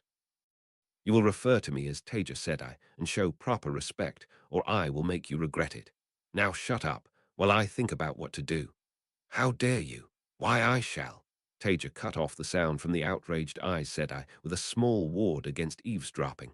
She didn't seem to realize Taija couldn't hear her, as her mouth was still working behind it. Clearly something was wrong here. This wasn't the greeting that someone gave to an honored guest. Equally, if Siwon was actually trying to arrest her, she'd have ambushed Taija with a circle of 13, not a trio of pompous women who had no idea what they were dealing with. Perhaps it would be better if she just left. Trying to involve the modern Aes Sedai had been a mistake. Actually, calling them modern Aes Sedai was wrong now. Rand and Nynaeve were modern Aes Sedai too. White Tower Aes Sedai perhaps. Maybe she could establish a black tower just to annoy them. No, it was a silly idea. If she was going to do something like that, which she most certainly wasn't, it would be a new hall of servants. No more stupid towers. Taija reached a decision. She was going to leave. If Siwon wanted to talk, she could come to her. Good luck to any of them that tried to stop her. First, though, she needed to make a point. Well, need was too strong a word. She wanted to make a point. Taija started with the one who tried to arrest her. She respun the shield on her with uninverted Sedar and tied it off with a more complex knot. Not something they'd be unable to undo, but a bit more challenging. That done, she picked her up with air and rotated her so she was upside down and stuck her to the wall with yet more air, which she tied off too. Then, spinning inverted Sedar this time, Taija wrote in glowing letters in the air over her, "I am an idiot who attacks guests without thinking it through first." Finally, feeling particularly annoyed, Taija added a complex knot of Sedar to the web forming the words. No doubt, they'd figure out how to destroy the inverted web eventually, but for now the letters would follow the woman around for anyone to read. At least anyone who could read Taija's language anyway. The other two Aes Sedai hadn't actually attacked her, but she was still pissed off with them too. Again, Taija replaced their shields with visible Sedar and tied them off before giving them their own captions. I should be more polite to guests, and to be Aes Sedai is to be a servant, not a master. Taija surveyed her handiwork for a few seconds before deciding that for the men and those two Aes Sedai, she'd tie off the webs of air, but with a knot that would dissolve after an hour or so in case no one came to free them. She didn't want to hurt anything more than their pride. Finally, she spun another web so that the words, "I should choose my masters more carefully," hovered above the men. The accepted she left alone. She was just a girl. Taija was turning to leave when another Aes Sedai burst through the door in as much of a hurry as Tower Aes Sedai ever seemed to be and came to a dead stop. Taija was about to shield her too when she recognized Anya. Maybe she'd actually behave like a civilized person. The slightly dumpy Aes Sedai looked around at the scene wide-eyed before focusing on Taija. "Taija Sedai, what in the light has been going on here?" Taija shrugged and pointed to the upside-down Aes Sedai. "That one tried to arrest me. The rest were going to help her." "Blood and bloody ashes. It's worse than Siwyn said," she muttered. Taija wasn't sure she was meant to hear that. "I am sorry," Taija said. I came as soon as I heard you were here, but it seems that the message was delayed. As for the attempt at arresting you, Sorays here has just come from the White Tower. I can assure you that those Aes Sedai who have been here for longer have heard that you are no dark friend." Taija resisted the urge to grumble. She wasn't trying to start a fight with Siwyn. "All right, well then, shall we get moving?" Angia looked around at the furious-looking Aes Sedai. "Taija Sedai, could you please release them? I understand your frustration, but this would be unhelpful to your relations, Aes Sedai, as a whole."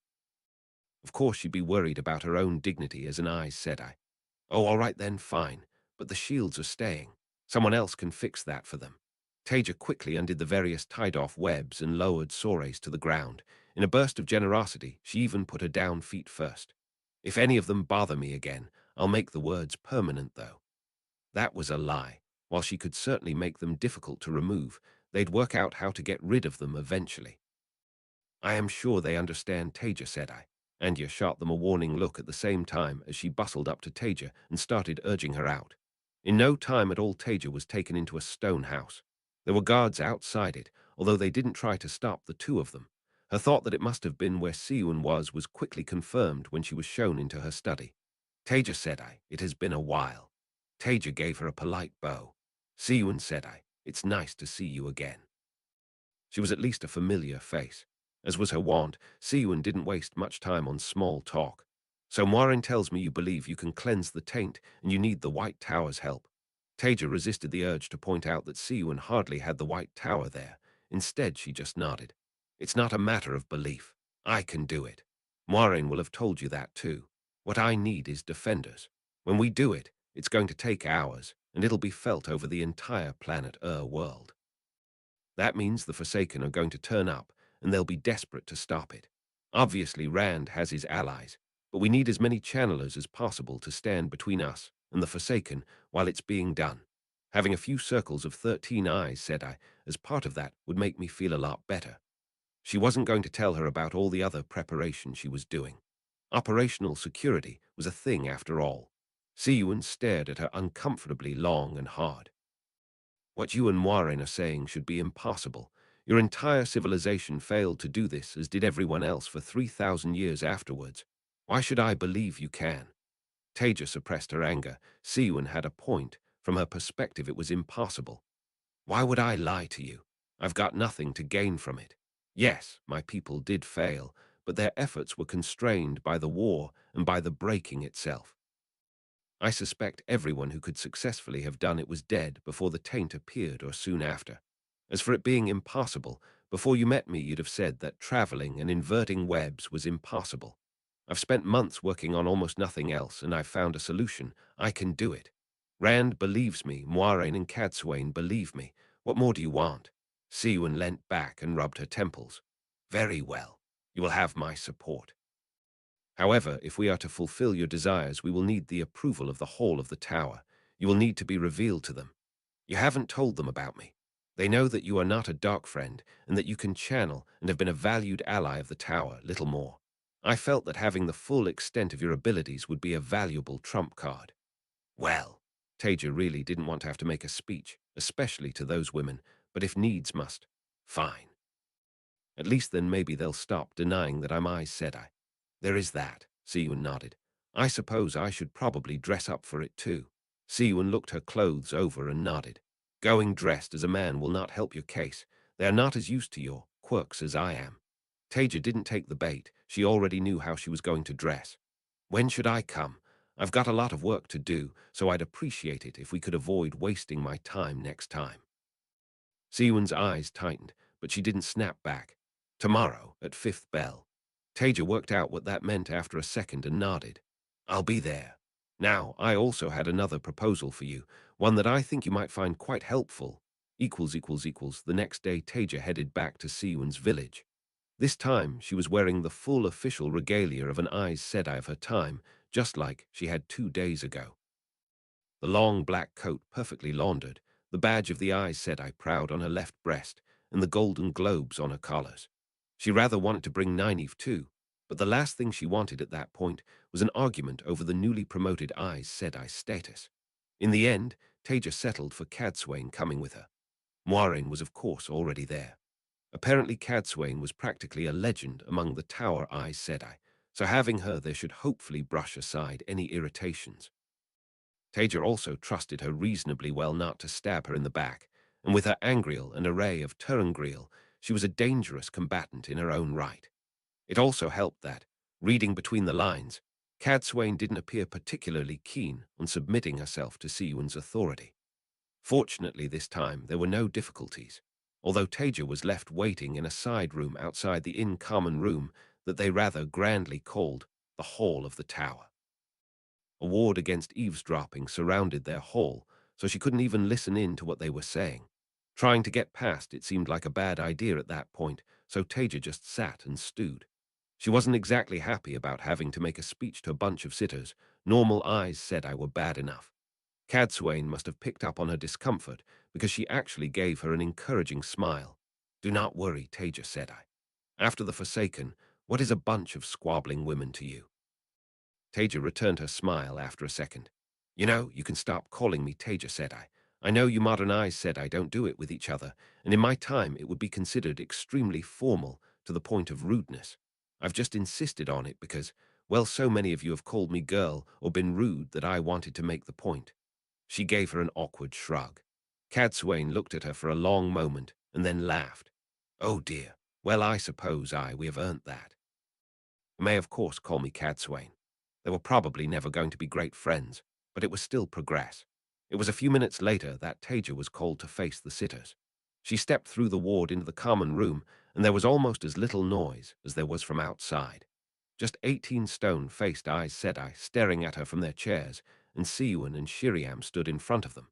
Taija didn't know Shiriam well at all, but it seemed Siwon had made her the keeper in place of Lean. Taija still felt bad about her death. She'd always been one of the more pleasant Aes Sedai.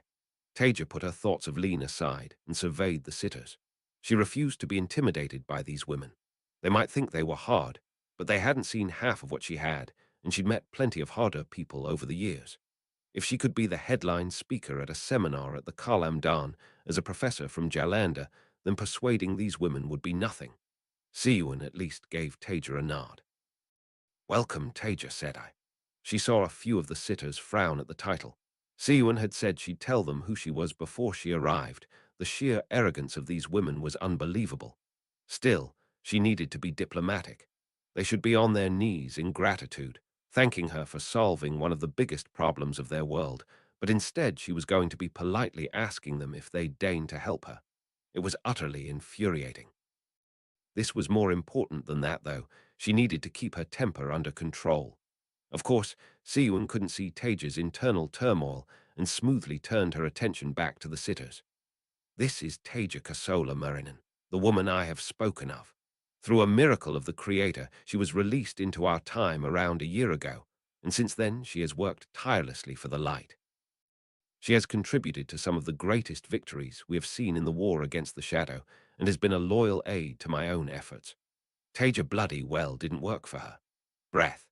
It is because of her that we were able to begin the process of rooting out the Black Adger. She has personally killed two of the Forsaken, Asmodean and Ravin, and has assisted in ending the threat of others. Belal, Ishmael, and Samuel have all been pruned from their ranks with her help. Now she comes before the hall to request its help, and I would ask you to listen to her plea. Taija, said I, the hall does you great honor. It is almost unheard of for non-initiates of the tower to address it. Taija would keep her opinion on that to herself. Thank you, Mother. She had to work to keep her facial expression neutral at calling her that. Taija took a step forward and gave the assembled sitters a low bow, showing deep respect. She'd treat this the same way she would if she was addressing the Grand Council or the leadership of the Hall of Servants. They'd probably say she was.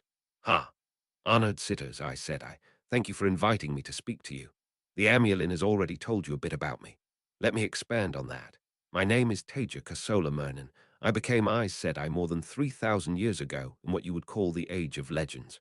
I fought in the War of Power, and I saw the beginning of the collapse of my society. You wear your shawls as badges of office. I come before you wearing my own.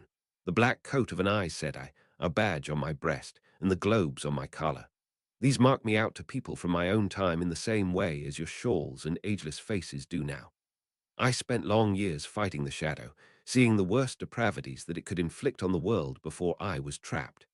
Battling Ishmael, Taija ignored the soft gasps from some of the sitters. I lost. However, through the pattern or just sheer fortune, I was locked in time until the present day when I woke up in a farmer's field. Since then, I've been fighting for the light. I can't say I've made no mistakes. I've made many, and would have made many more if not for the generous guidance of this time's Aes Sedai. Ha! One mistake that I made was ignoring the taint on Sedin. In my time, there was no taint. Men and women worked together. I didn't truly believe it was real.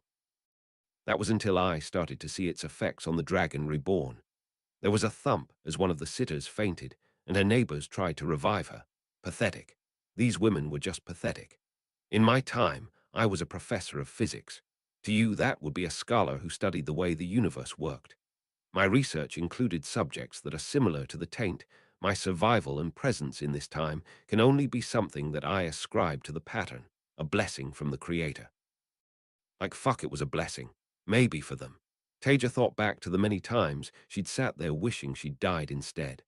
I've spent the last months devoting myself to studying the taint. I've consulted with Savriti Sedai, the greatest expert in your White Tower.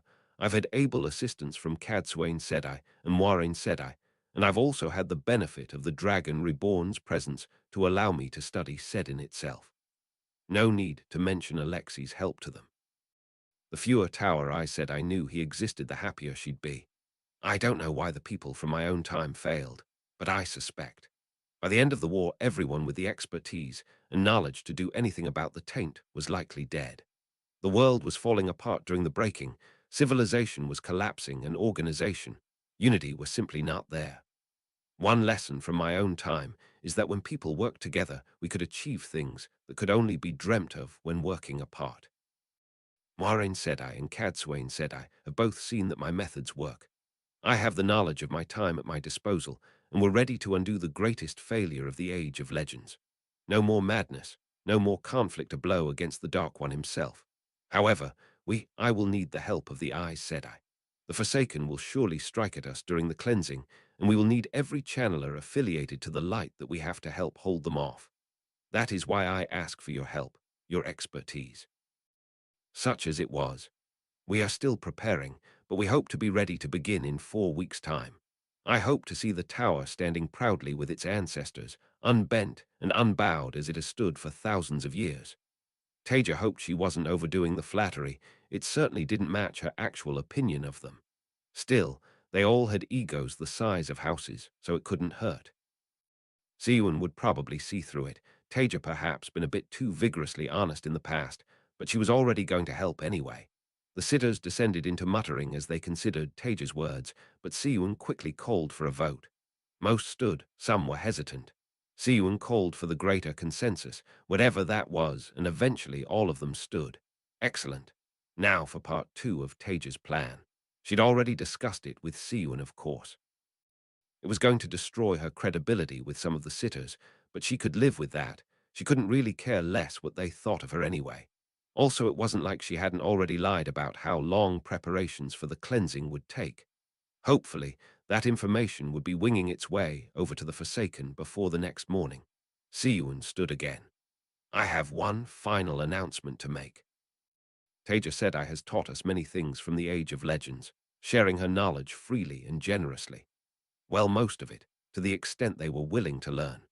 As part of her generosity, she has also shared something with me, a method to detect members of the Black Adger.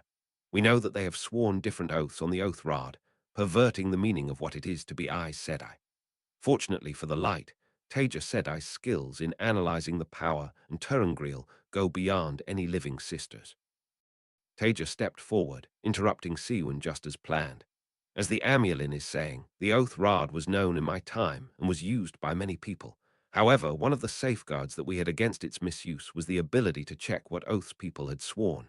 It is a complex weave, Taija made herself use their term, but simple to apply once you know it. I shall demonstrate it. She turned to Siwon. With your permission, mother. When Siwon nodded, Taija channeled.